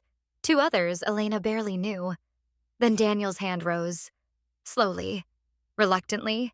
4-3. Elena lost. She stood there feeling the world tilt. Everything she'd fought for. Everything she'd exposed. Gone. The board votes to remove Elena Morrison effective immediately, Richard announced. Security will escort you from the building. You'll retain your shares but have no operational authority. You can't. We can, and we did. Please leave quietly. 2 security guards entered. Different from Bruno. Professional, efficient. Elena looked at Catherine. At Thomas. At the one other person who'd voted for her. I'm sorry, Catherine mouthed. Elena grabbed her bag, walked toward the door, then stopped, turned around. Richard, one question. You have no authority to… How much did Marcus pay you? Richard's face went white. Get her out of here. 200,000, 500, $1 million. Elena smiled. Because the FBI is going to find out. They're auditing everyone Marcus worked with. Everyone he paid. Everyone who helped him. And when they find your name on his payment records, when they trace the offshore accounts, when they discover you were part of it, you'll go to prison. Just like Marcus. You're insane. I have James's records, all of them. He documented everything, including board members who accepted kickbacks. The room went silent. Elena pulled out her phone, showed Richard the screen. A file labeled Board Payments 2021-2025. Richard's hands started shaking. You wanted me gone before I found this? Elena continued. Before I released it. Before the FBI saw it.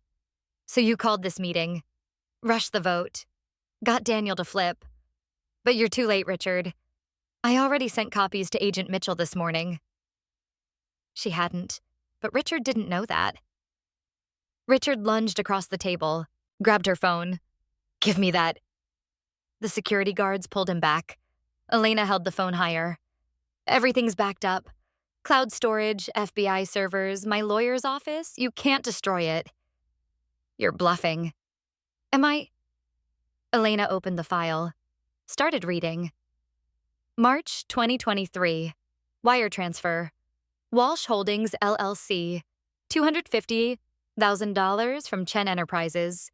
April 2023. Another $250,000. May 2023. Stop. Richard's voice cracked. Stop reading. Elena looked at the other board members. Their faces, shocked, horrified.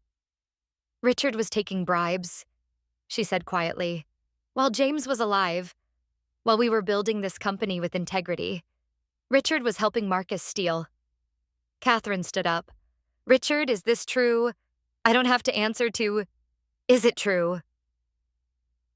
Richard's silence was answer enough. Thomas stood. I motioned to remove Richard Walsh as board chairman. Seconded, Catherine said immediately. All in favor. Every hand went up, except Richard's. Motion passes, Thomas announced. Richard, you're removed from the board, effective immediately. Security, please escort Mr. Walsh from the building. Richard's face turned purple. You can't do this. I built this board. You committed fraud, Elena interrupted. You betrayed James, and you tried to have me removed to cover your crimes. So yes, we can absolutely do this. The security guards took Richard's arms. He struggled, shouted, This isn't over. I have lawyers, I have connections, you'll all regret this. They dragged him out. His screaming echoed down the hallway. Elena stood there, shaking. Catherine walked over. I'm sorry. About Daniel. Richard threatened him, told him his investment firm would be audited, would be investigated. Daniel caved. Elena looked at Daniel. He still wouldn't meet her eyes.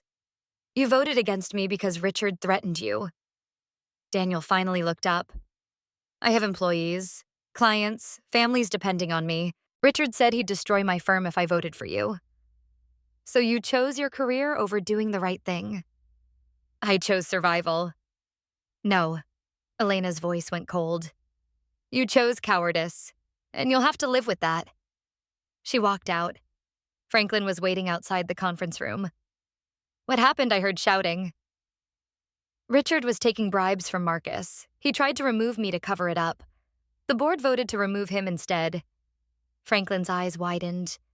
So you're still CEO? The vote was 4-3. I lost.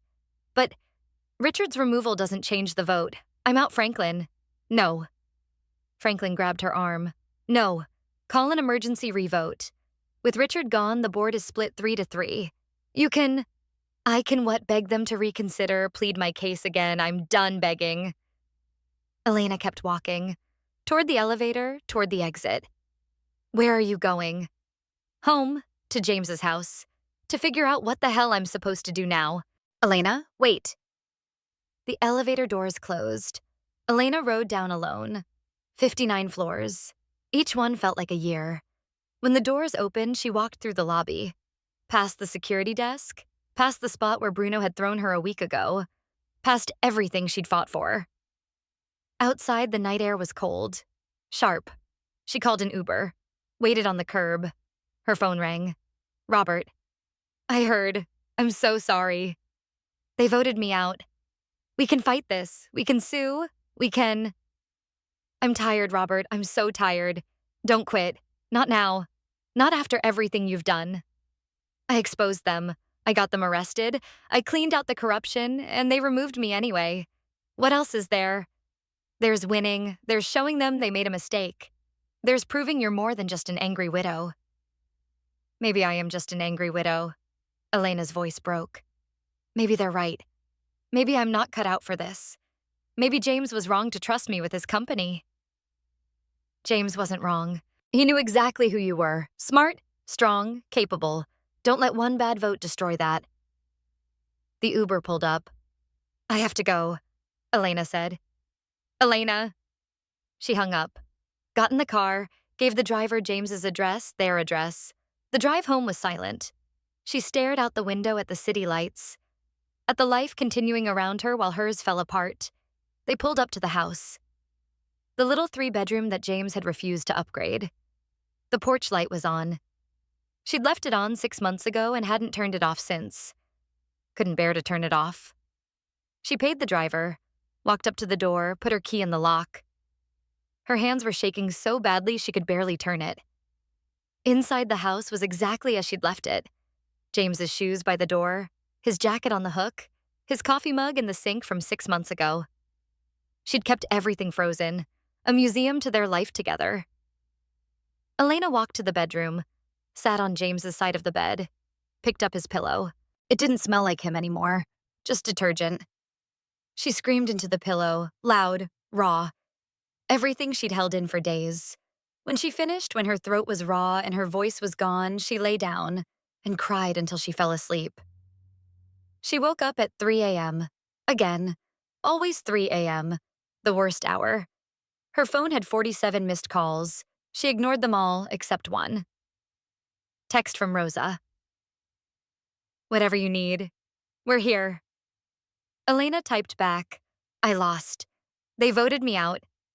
Response came immediately. "Then we fight harder. You didn't come this far to give up." Elena stared at the message, thought about giving up, about disappearing, about selling her shares and moving somewhere no one knew her name, thought about letting them win.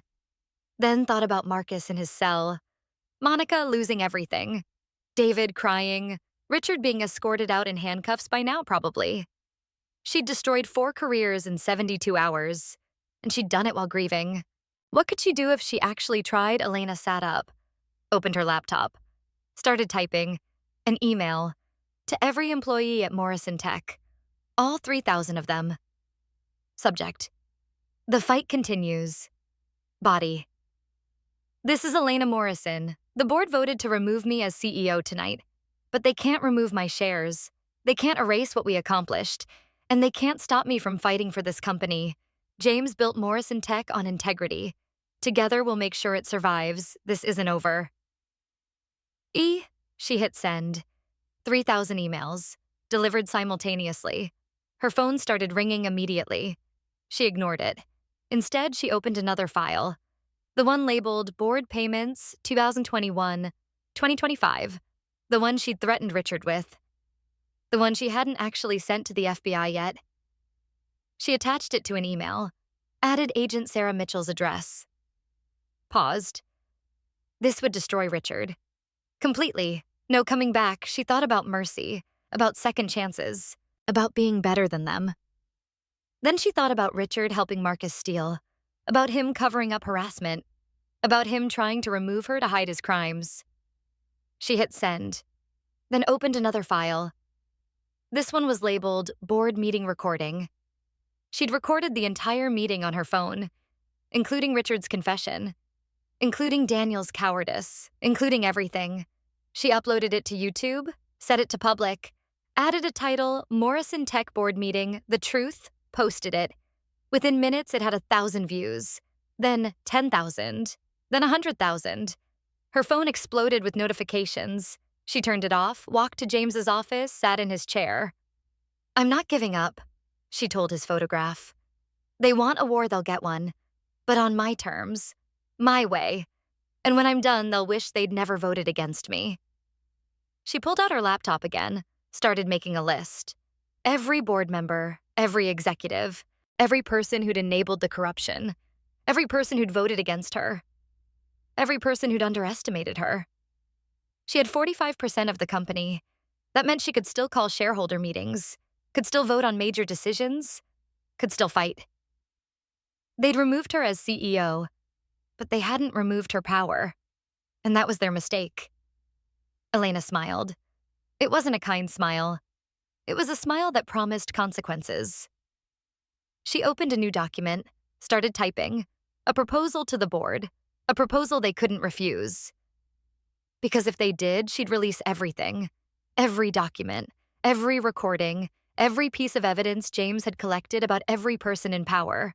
She'd burn it all down, and walk away from the ashes laughing. The YouTube video hit 1 million views by sunrise.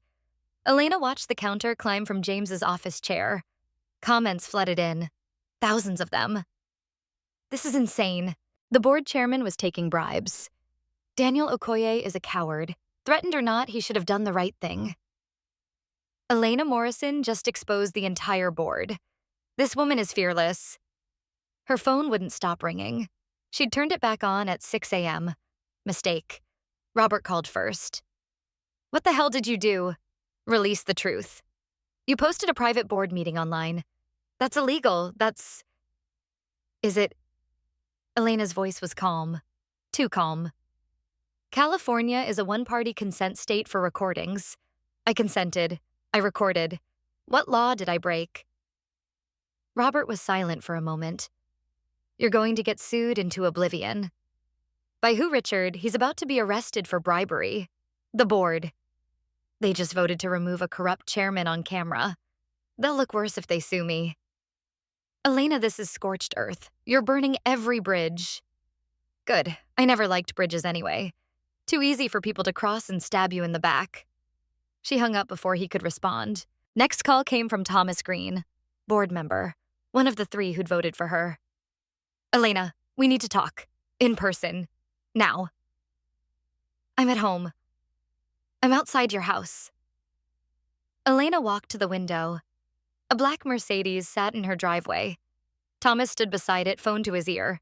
She hung up, walked to the front door, opened it. Thomas looked exhausted. Tie loosened, hair messed up. He'd clearly been up all night. You posted the video. I did. Do you have any idea what you've done? Exposed corruption. Isn't that what you wanted, clean leadership? I wanted you to run the company, not destroy it from the outside. They voted me out, so I'm fighting from the outside. Thomas ran his hand through his hair. The board is meeting in 2 hours. Emergency session. They're going to sue you, file injunctions, freeze your shares, everything. Let them try. Elena, listen to me. I'm on your side. Catherine's on your side. But you're making it impossible for us to help you. I don't need help. I need my company back. Then come to the meeting, apologize for the video, show contrition, give them a reason to reinstate you. Elena laughed. Sharp, cold. Apologize for exposing that Richard was taking bribes, for showing the world that Daniel voted against me because he was threatened. Yes. Show them you can be reasonable. Show them you're not just rage in a power suit. Why should I be reasonable? Elena's voice rose. They weren't reasonable when they threw me out of my own building. They weren't reasonable when they laughed while I bled. They weren't reasonable when they voted to remove me because I threatened their corruption. So your solution is mutual destruction. My solution is truth, and if truth destroys them, they destroyed themselves.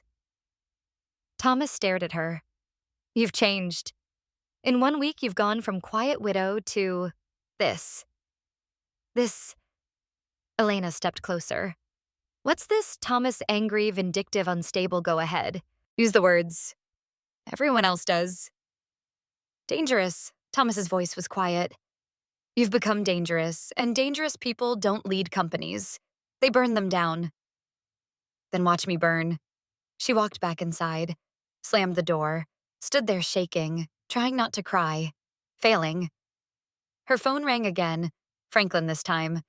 Please tell me you have a plan. I have a plan. What is it? Show up at the board meeting, make them an offer they can't refuse. What kind of offer? The kind that ends with me back in power, or everyone goes down with the ship. Franklin was quiet. Elena, that's mutually assured destruction. I know. But I'm done playing nice.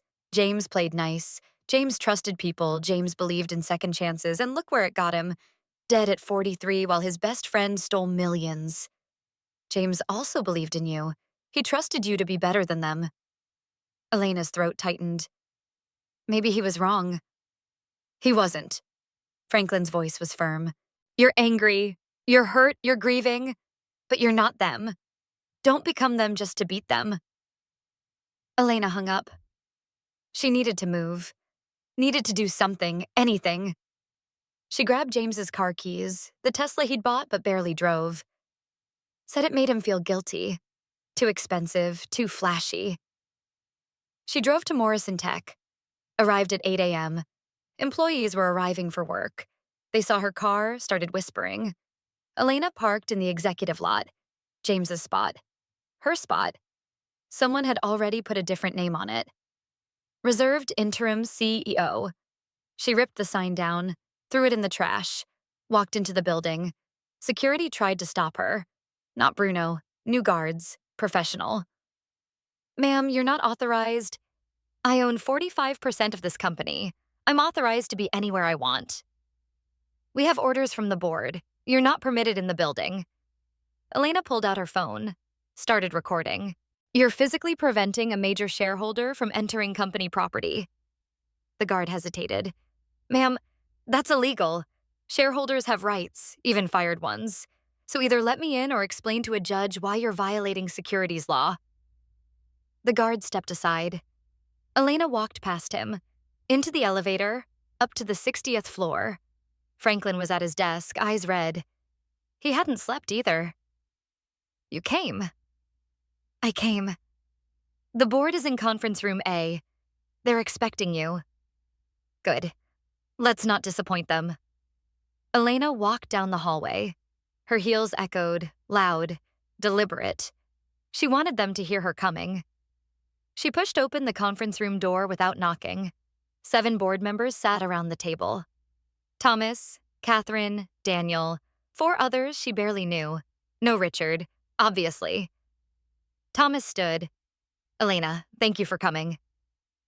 Where's my seat? You're not a board member, you're a shareholder. I'm a major shareholder. I get a seat. Catherine gestured to an empty chair. Sit. Elena sat. Didn't remove her coat. Didn't settle in. She wasn't staying long. Thomas cleared his throat. We've called this meeting to address the video you posted. The recording of our private board meeting. Not private. Company business. Shareholders have a right to know what happens in board meetings. You violated confidentiality agreements. Show me the agreement I signed. Show me where it says I can't record meetings I'm present in. Thomas looked at the company lawyer. A woman in her 50s, expression neutral. The lawyer flipped through documents.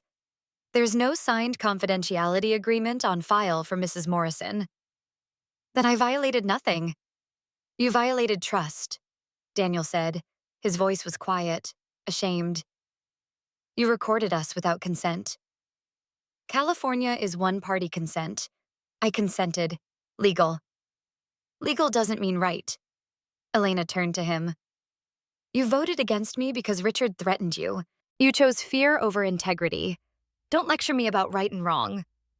Daniel's face flushed. I had no choice. Everyone has a choice. You chose cowardice. Enough! Catherine's voice cut through. We're not here to rehash the vote. We're here to discuss moving forward. Moving forward how? Elena asked. You removed me as CEO, installed an interim. What else is there to discuss? Your shares, your role, your future with this company. Elena smiled. You want to buy me out? Silence. That's why I'm here. Elena continued. You want to make this problem go away. Offer me money, get me to sign an NDA, disappear quietly. Thomas nodded slowly.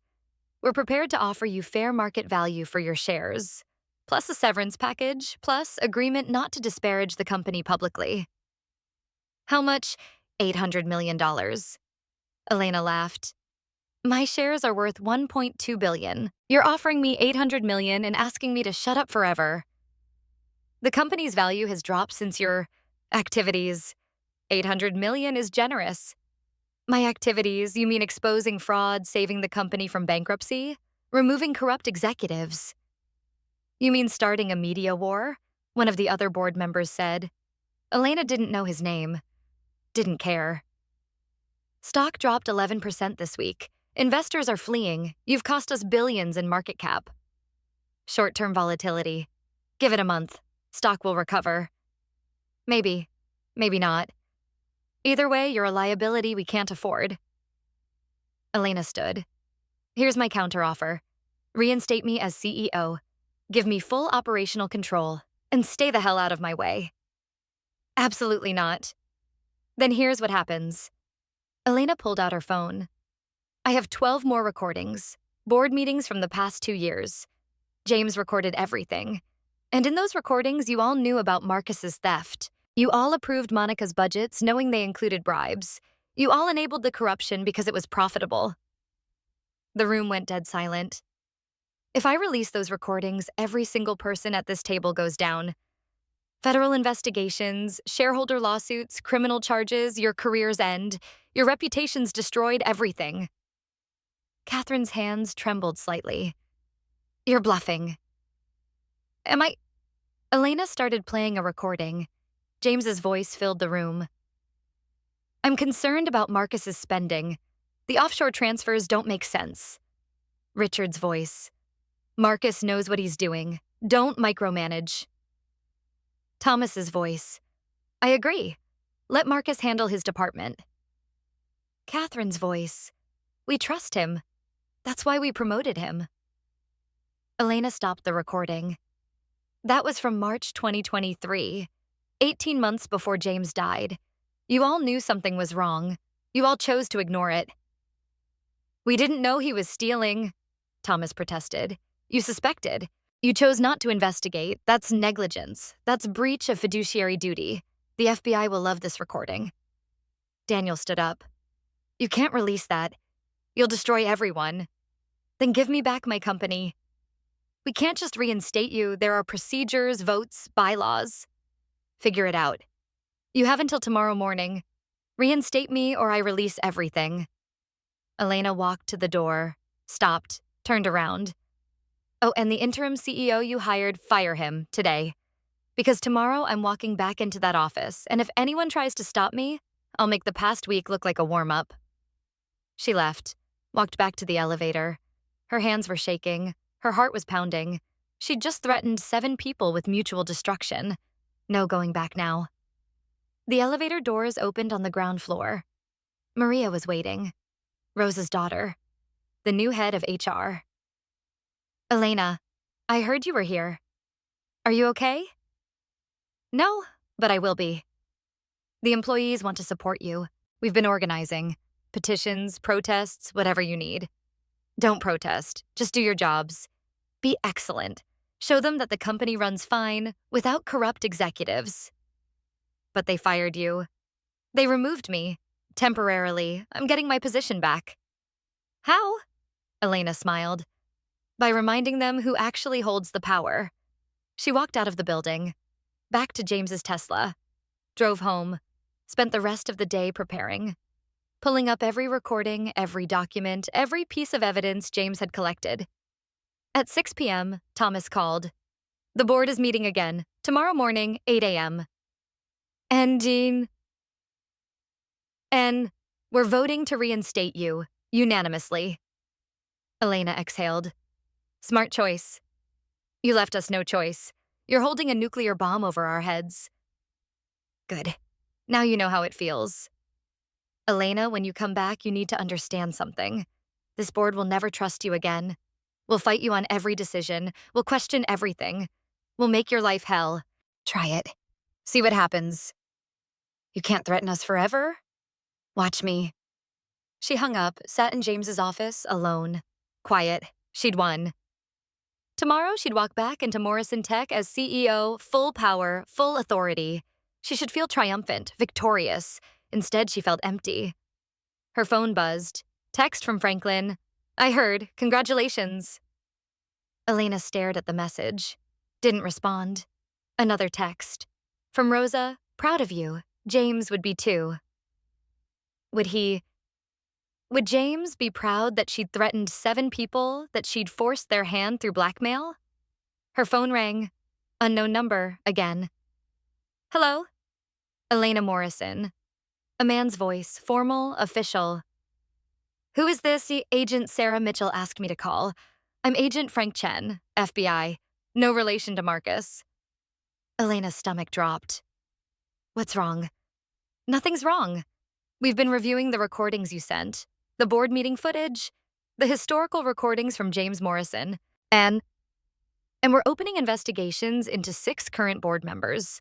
Possible charges include securities fraud, conspiracy, and obstruction of justice.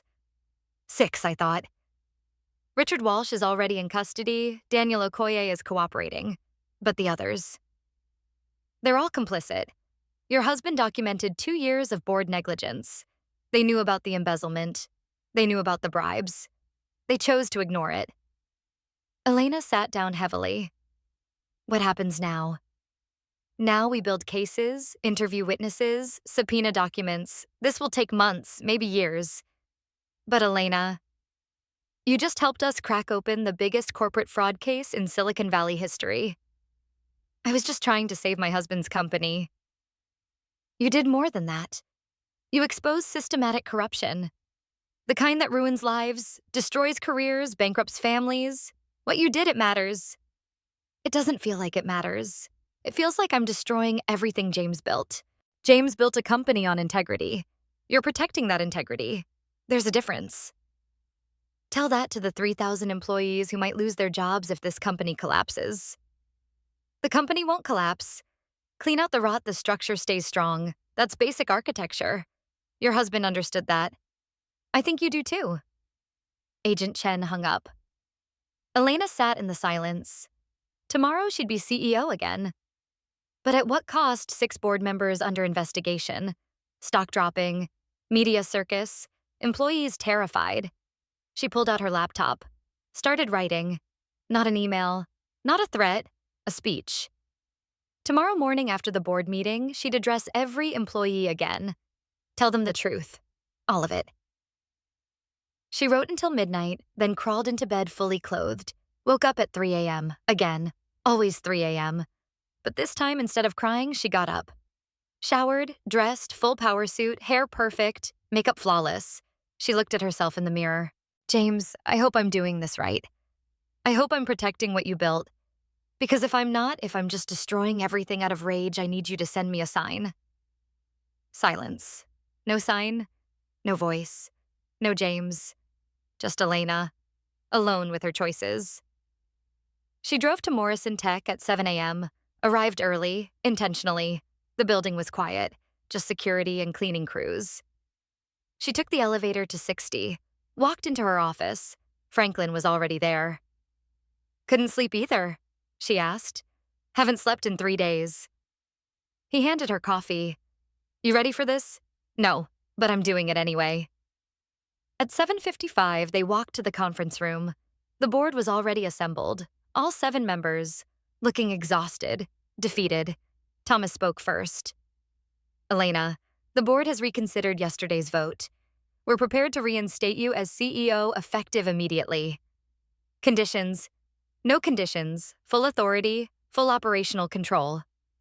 Elena studied their faces, saw resentment, fear, hatred. You're doing this because I threatened you. Yes, Catherine said honestly. We're doing this because the alternative is prison.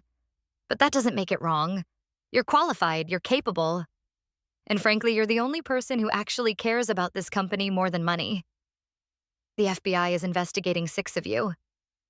We know. Agent Chen called us last night. We've all retained lawyers. Good. You'll need them. Elena sat down. Here's how this works. I'm CEO.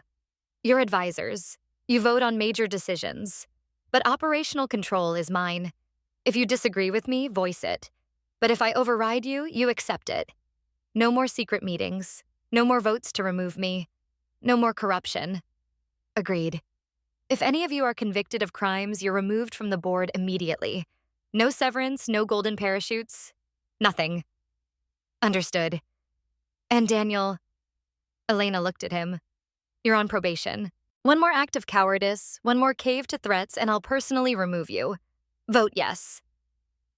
The board voted, unanimously. Motion passes. Elena Morrison is reinstated as CEO of Morrison Tech Industries. Elena stood. Meeting adjourned. I have work to do. She walked back to her office. Franklin followed. That was anticlimactic. Good. I'm tired of climaxes. I'm tired of drama. I just want to run the company. About that. Franklin pulled up his tablet. We have problems, big ones. Tell me. 3 major clients canceled contracts yesterday, spooked by the negative press. 2 investors pulled out, and the interim CEO quit this morning. Didn't even give notice. Just emailed his resignation and disappeared. How much revenue did we lose? 40 million plus the investor funding was going to cover Q4 expansion. Elena sat down, processed. Okay, we cut the expansion. Focus on core business. Rebuild client trust. Show them we're stable. How the media is calling us corrupt. The FBI is investigating our board. Stock dropped 15% this week. How do we show stability? By being excellent. By delivering on every promise. By proving that clean leadership works better than corrupt leadership. Franklin looked doubtful. Trust me, Elena said. James built this company from nothing. We're going to protect what he built, no matter what it takes. She spent the next hour calling clients, personally, each one. This is Elena Morrison. I'm calling about your canceled contract. We're not comfortable moving forward with Morrison Tech given the current investigations. The investigations are cleaning out corruption. The people who stole from us are going to prison. That makes us stronger, not weaker. The media says, the media sells stories, I'm selling results, give us 90 days. If we don't deliver exactly what we promised, cancel the contract. Full refund, no questions asked. Pause. 90 days. 90 days, let us prove we're worth your trust. 2 of the 3 clients agreed. The third wanted to wait. Elena didn't push. By noon, she'd recovered 27 million of the 40 million in lost revenue. Franklin stared at her. How did you do that? I asked, honestly. Without corporate bullshit, turns out people respond to honesty. Revolutionary concept. At 1 p.m., Elena called the company-wide meeting. Every employee, every department. She stood on the auditorium stage, 3,000 faces looking back at her. Hi, I'm back. I'm sure you all saw the news. The board removed me, then reinstated me. There's been drama, chaos, a media circus, and you're probably wondering what the hell is going on. Nervous laughter rippled through the crowd. Here's the truth. This company was sick. For years. Executives stole money. Board members took bribes. People in power abused that power. And good people suffered. She paused. James Morrison built this company on integrity. When he died, the people he trusted betrayed everything he stood for. So I'm fixing it. Painfully. Publicly. Messily. But I'm fixing it. The FBI is investigating 6 board members. 3 former executives are going to prison. Our stock has dropped. We've lost clients, and the media thinks we're corrupt. Someone shouted, Are we going to survive? Yes, Elena's voice was firm. We're going to survive because we're excellent, because we build things that matter, because we employ 3,000 people who care about their work. That doesn't change because executives were criminals. That doesn't change because board members were corrupt, another voice. What do we do? Your jobs, build, create, innovate, be so good that clients can't ignore us. Be so excellent that investors beg to fund us. Prove that Morrison Tech is more than its leadership. Prove that James built something that survives. Applause, tentative at first, then stronger. I won't lie to you. The next few months will be hard. We'll face scrutiny, lawsuits, investigations, but we'll get through it. Together. As a company that values integrity over profit, people over power, truth over comfort. More applause. Thank you for staying. Thank you for believing. Thank you for not giving up on James's dream. Now let's get back to work. She walked off stage. Franklin was waiting. That was good. That was necessary. Elena checked her phone. 73 new emails. She ignored them all except one. From Agent Mitchell, Richard Walsh is cooperating. Full confession, names, dates, amounts. He's giving us everyone. This is bigger than we thought. Elena texted back. How big response? 30 executives, 15 companies, $250 million in fraud. Morrison Tech was just the beginning. Elena stared at the message. James hadn't just uncovered fraud at his own company. He'd uncovered systematic corruption across the entire tech industry. And now Elena had to decide what to do with that information. She looked at Franklin. How much do you trust me? Completely. Why? Because I'm about to make us the most hated company in Silicon Valley, and I need you to stand with me anyway. Franklin smiled. I stood with James through every battle. I'll stand with you through this one. Good. Elena pulled up her email, started typing to Agent Mitchell. I'm authorizing you to use any evidence James collected about any company, any executive, anyone. Clean out all of it. Don't stop with Morrison Tech. She hit send. Franklin's eyes widened. Elena, you just declared war on the entire industry. I know. They'll destroy us, blacklist us, crush us. Let them try. James died protecting his integrity. I'm not going to dishonor that by protecting theirs. She stood up, walked to the window, looked out at Silicon Valley.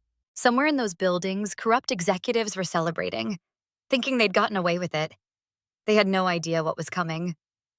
Elena smiled. It wasn't a kind smile. It was the smile of someone who'd lost everything and decided to take everyone down with her. The call came at 4 a.m., 3 weeks after Elena had authorized the FBI to use James's evidence against the entire tech industry. Mrs. Morrison, this is Agent Mitchell. We need you to come to the federal building. Now. Elena sat up in bed. Still in James's house, still sleeping on his side, still wearing his Stanford shirt. What's wrong? Nothing's wrong. Everything's right. You need to see this. Elena drove downtown in the dark. The federal building was lit up like Christmas. Cars everywhere, news vans, camera crews. Something big was happening. Agent Mitchell met her at the entrance, led her through security, up to the 5th floor, into a conference room packed with agents. What's going on?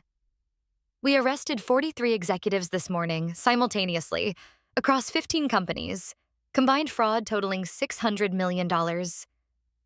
Elena's legs went weak. She sat down hard. 43. Your husband's documentation was meticulous. Every transaction, every bribe, every offshore account. We've been building cases for 3 weeks. This morning, we executed all the warrants at once. Agent Mitchell pulled up a screen. Mugshots appeared. Face after face. CEOs, CFOs, board members. People Elena recognized from tech conferences. Industry leaders. Billionaires. All in handcuffs. James did this, Elena whispered. He documented all of them. He suspected systematic corruption. He was right. These people have been stealing from their own companies for years. Insider trading, embezzlement, securities fraud, and nobody questioned them because they were powerful. Until now.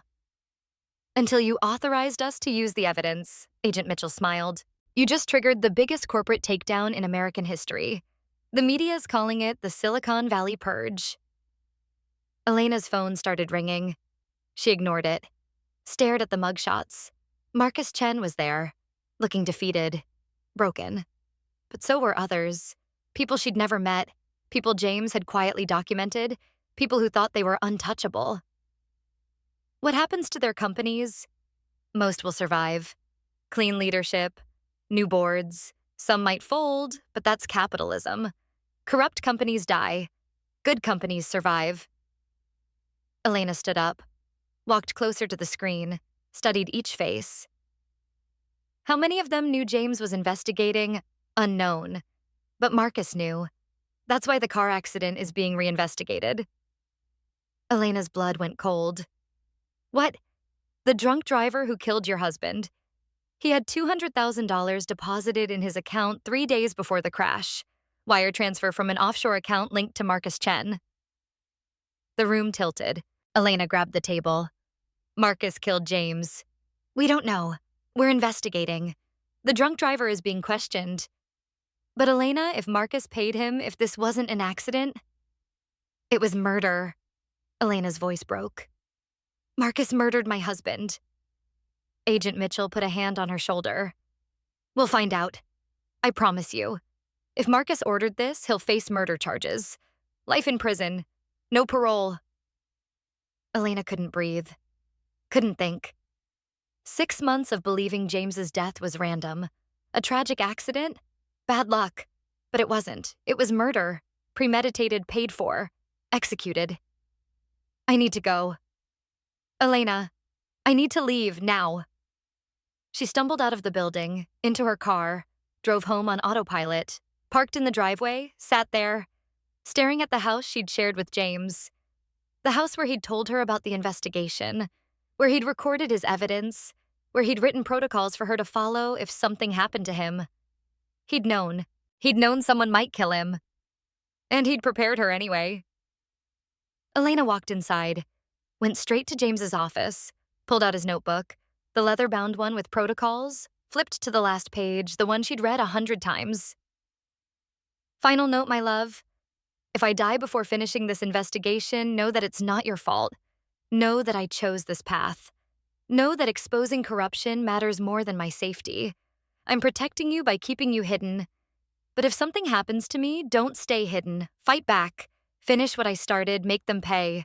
I love you. Always. J. Elena pressed the notebook to her chest, sobbed, deep, wrenching sobs. James had died protecting her, protecting his company, protecting 3,000 employees. And she'd been angry at him. Angry that he'd kept secrets, angry that he'd investigated without telling her, angry that he'd died and left her alone. But he hadn't left her alone. He'd left her weapons, evidence, protocols, everything she needed to destroy the people who killed him. Her phone rang. Robert. Elena, where are you? The news is everywhere. 43 arrests. They're calling you the woman who took down Silicon Valley. Marcus killed James. Silence. What? The FBI is investigating. The drunk driver had $200,000. Wire transfer from Marcus. It wasn't an accident. It was murder. Oh my God. Robert's voice shook. Elena, I'm so sorry. Don't be sorry. Help me destroy him. Completely. I want him to spend the rest of his life in prison. I want him to lose everything. I want him to know that killing James was the worst mistake he ever made. I'll call the prosecutor. We'll push for murder charges. If the evidence is there, make sure the evidence is there. Do whatever it takes. Elena hung up, stood up, walked to the mirror in James's office, looked at herself. Red eyes, pale face, exhausted, broken, but still standing. I'm going to finish this, James. For you, for us, for everyone they hurt. She drove back to Morrison Tech. It was 7 a.m. now. Employees were arriving. They saw her car, started whispering. Elena walked into the building, straight to the 60th floor. Franklin was already at his desk. You heard, 43 arrests, it's all over the news. Elena, you're a hero. People are calling you, Marcus killed James. Franklin's face went white. What? FBI is investigating. The car accident wasn't random. Marcus paid the drunk driver. Franklin sat down heavily. I can't. James was his friend. James was an obstacle, so Marcus removed him. Elena's voice was ice. And now I'm going to make sure Marcus never sees daylight again. She walked into her office, closed the door, pulled up her computer, opened her email, started typing. To every tech journalist she knew, every media outlet that had covered the story. Subject, James Morrison, was murdered, body. My husband James Morrison died 6 months ago in what was reported as a drunk driving accident. The FBI is now investigating evidence that suggests Marcus Chen paid the driver $200,000 to kill him. James was days away from exposing systematic corruption in Silicon Valley. Marcus Chen had him murdered to stop that exposure. This is not corporate fraud, this is homicide. And I will not rest until Marcus Chen is held accountable. Elena Morrison. She hit send. To 47 journalists, simultaneously. Franklin burst in. Elena, you can't. The investigation isn't complete. If you accuse Marcus publicly and the evidence doesn't hold, then I'll face the consequences, but the world needs to know what he did. You'll get sued for defamation. Good. Discovery will force Marcus to explain the $200,000. Let him sue me. I dare him. Elena's phone exploded with calls. Journalists, lawyers, Media outlets. She answered one. Sarah Kim from Channel 7, the one who'd helped her. Elena, I just got your email. Is this confirmed? FBI is investigating. Evidence shows a wire transfer from Marcus's offshore account to the drunk driver. $200,000, 3 days before the crash. That's not confirmed murder. That's suspicious timing. It's murder. And I'm going to prove it. How? By making Marcus so desperate that he makes a mistake. By pushing him until he confesses. By making his life hell until he breaks. Sarah was quiet. Elena, you've changed. When we first talked, you were fighting for justice. Now you sound like you're fighting for revenge. Maybe I am. Maybe I'm done pretending justice and revenge are different things. They are different. Not to me. Elena hung up. Spent the next hour giving interviews. Every outlet that called. Every journalist who wanted a statement. Yes, I believe Marcus Chen murdered my husband. Yes, I'm aware the investigation is ongoing. Yes, I'm prepared to face legal consequences if I'm wrong. No, I'm not backing down. By noon, the story was everywhere. Every news site, every social media platform. Elena's accusation trending worldwide. Widow accuses executive of murder. James Morrison death being reinvestigated as potential homicide. Elena Morrison.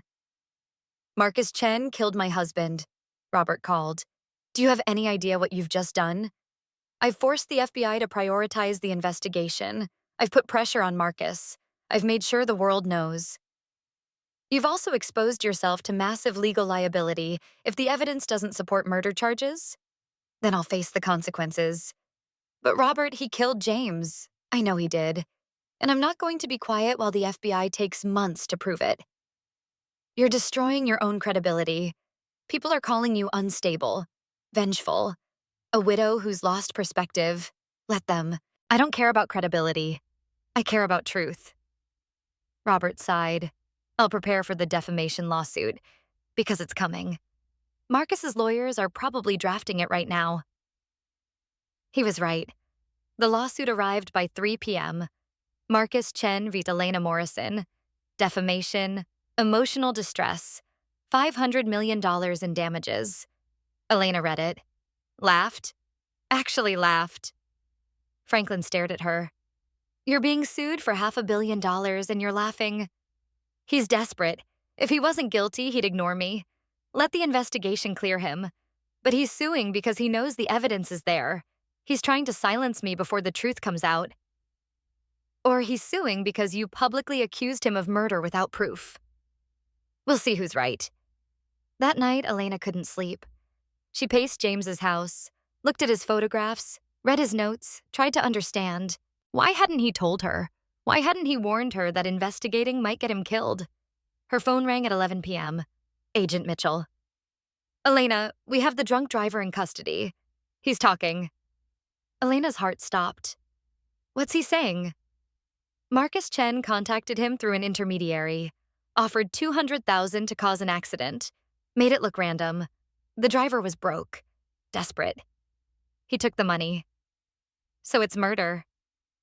It's conspiracy to commit murder. The driver didn't mean to kill James, just scare him. 'Cause a crash. But James died anyway. So legally, it's second-degree murder. Marcus will face charges within 48 hours. Elena sat down. How long will he go to prison? 25 to life minimum? Combined with the fraud charges, he'll never get out. Good. Elena, there's something else. The driver said Marcus mentioned other people, other executives who wanted James gone. This might be bigger than just Marcus. How many others? We don't know yet, but we're investigating. If this was a conspiracy, if multiple executives wanted James dead, they'll all go down. Elena's hands started shaking. James was murdered by multiple people. Possibly. We're still gathering evidence. But Elena, you need to be careful. If these people killed James, they might target you too. Let them try. I'm serious. FBI protection, 24-hour security, until we arrest everyone involved. I don't want protection. I want justice. You can't get justice if you're dead. Elena hung up, but Agent Mitchell was right. If multiple executives wanted James dead, they might come after her too. She called Franklin. I need you to organize something. Tomorrow, emergency shareholder meeting. What for? I'm going to transfer all of James's evidence to a dead man's switch.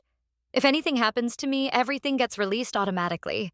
Every document, every recording, every piece of evidence James collected. Elena, that's insurance. If they kill me, they all go down. Mutually assured destruction. Again. Franklin was quiet. You really think they'd kill you? They killed James, why not me? The next morning, Elena held the shareholder meeting. Not in the company building. In a lawyer's office downtown. Recorded, witnessed, official. I'm establishing a digital dead man's switch. If I die, if I'm incapacitated, if I'm missing for more than 48 hours, a server will automatically release all evidence collected by James Morrison regarding corporate fraud in Silicon Valley. Every company, every executive, every crime. She looked at the camera, at the shareholders, at Robert documenting everything. If something happens to me, the entire industry burns. So to anyone considering violence, consider this your warning. Killing me destroys you too. The video went public immediately, posted to YouTube, sent to every news outlet, uploaded to WikiLeaks as insurance. Within hours, 3 executives contacted the FBI, wanting to cooperate, wanting deals, terrified that Elena's dead man's switch would expose them. Agent Mitchell called. What did you do? I gave them a choice, confess now or burn later. You're insane. You're brilliant, but you're insane. I learned from the best. James played chess. I'm playing nuclear war. Over the next week, 7 more executives came forward, confessing, cooperating, turning on each other. The conspiracy unraveled. Marcus hadn't acted alone. 5 other executives had contributed to the fund that paid the drunk driver. They'd all wanted James dead. All feared his investigation would destroy them. And they'd been right. The FBI arrested all 6. Murder conspiracy, each facing life sentences.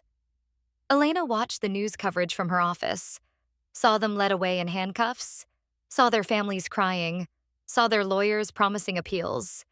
She felt nothing, just cold satisfaction. Franklin knocked, entered quietly. The company stock jumped 18% today. Investors are calling us the most ethical tech company in the valley. Every corrupt executive gone. Clean leadership, strong principles. Good. Elena, you did it. You cleaned out the entire industry. You got justice for James. You saved the company. You won. I didn't win. James is still dead. But his legacy lives, the company he built, the values he stood for. That's winning. Elena looked at James's photograph on her desk, the wedding day photo, both of them young and stupid and in love. I miss him. I know. I'd trade everything. The company, the justice, the victory, all of it. Just to have him back, I know. Elena wiped her eyes. But I can't have him back. So this has to be enough. 2 months later, Marcus's trial began. Elena attended every day. Front row, watching. The evidence was overwhelming. The wire transfer. The testimony from the drunk driver.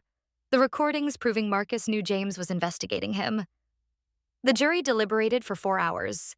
Guilty on all counts. The judge sentenced him immediately. Marcus Chen, you are sentenced to life in prison without possibility of parole for conspiracy to commit murder. Additionally, 25 years for fraud, embezzlement, and corruption. Sentences to run consecutively. Marcus stood there, broken, defeated. He looked at Elena, mouthed something. She couldn't hear, didn't care. They led him away. Elena walked out of the courthouse. Press swarmed. Messamun, Mrs. Morrison, how do you feel? Justice has been served. What's next for Morrison Tech? We continue. We build. We honor James's memory by being excellent. Any message for other companies facing corruption? Elena looked directly into the cameras. Clean house before someone else does it for you. Because the cost of corruption is always higher than the cost of integrity. Always. And she walked to her car. drove back to Morrison Tech. The building looked different now, cleaner somehow, like washing away corruption had physically changed it. She took the elevator to 60. Franklin was waiting with coffee. "You good?" "I'm good." She walked into her office, sat in James's chair, her chair, pulled out her phone, opened the messages to James's number, the ones she'd been sending for 6 months, into the void, typed, "It's done. Marcus will spend the rest of his life in prison. The company is safe. Your legacy is protected. I did what you asked. I finished what you started." Paused. "I love you. I'll always love you, but I have to let you go now. I have to live. I have to move forward. I hope you understand. I hope you're proud. I hope you're at peace." She hit send, then blocked the number, deleted the chat history, closed that chapter, stood up, walked to the window, looked out at Silicon Valley. Somewhere out there, corrupt executives were panicking, checking their records, wondering if James Morrison had documented them too, wondering if Elena Morrison would come for them next. Let them wonder. Let them panic. Let them understand that actions have consequences. That power doesn't protect you from truth. That eventually everything comes out. Elena turned back to her desk, opened her laptop, started working. There was a company to run, employees to protect, a future to build. James was gone. The corrupt executives were in prison. The board was clean, the company was stable. It was time to do what she'd been fighting for all along. Run Morrison Tech with integrity, honor, excellence, everything James had built, everything she'd protected. Rosa knocked, poked her head in. "Boss, we have the quarterly earnings report ready. Profits are up 40%, employee satisfaction at all-time high, client retention at 98%. "Good. Schedule a company-wide meeting. I want to announce profit sharing. Every employee gets a bonus. James would have wanted that." Rosa smiled. He would have. "Thank you, Elena. For everything. For fighting. For never giving up. Thank you for standing with me." Rosa left. Elena sat there, alone, quiet. She'd won completely. Totally, Marcus in prison, company thriving, justice served. But it didn't feel like winning. It felt like survival. She'd survived losing James, survived assault, survived betrayal, survived corruption, survived murder conspiracies, survived everything they'd thrown at her. And she was still standing. That had to count for something. Elena pulled out her phone, texted Sarah Kim, the journalist. "Coffee tomorrow." Response came fast. "Absolutely. Your treat since you're a CEO now." Elena smiled. Real smile. First one in weeks. She had a company to run, a legacy to protect, a future to build. But maybe, just maybe, she also had a life to live. James would have wanted that too. Elena stood, walked to the photograph on her desk, the wedding day picture, touched James's face gently. "Thank you for trusting me. Thank you for the protocols. Thank you for giving me the weapons to fight back. I'll take care of your company. I promise." She picked up the photo, carried it to the bookshelf, set it there. Not hidden, not forgotten. Just not the center of her world anymore. Then she sat down at her computer, started working, building, creating, living. Because that's what survivors do. They survive, they rebuild, they move forward. And Elena Morrison was a survivor. 6 months of hell, 6 months of fighting, 6 months of rage and grief and justice and revenge. But she'd made it through. Scarred, changed, stronger. The woman in the old cardigan who'd been thrown on concrete was gone. In her place stood a CEO who'd taken down an entire corrupt industry, a widow who'd avenged her husband's murder, a leader who'd shown that integrity matters more than power. Elena Morrison, age 34, PhD from MIT, MBA from Stanford, majority shareholder of Morrison Tech Industries, protector of 3,000 employees, avenger of her husband's death, destroyer of corruption, and finally at peace. She looked out the window one last time, at the city that had tried to break her, at the industry that had underestimated her, at the world that had dismissed her as just a widow in old clothes. They'd learned, painfully, publicly, completely. Never judge someone by their appearance, never underestimate someone who has nothing left to lose, and never ever hurt someone who loves enough to fight back. Because the woman in the old cardigan might just be the one who destroys you.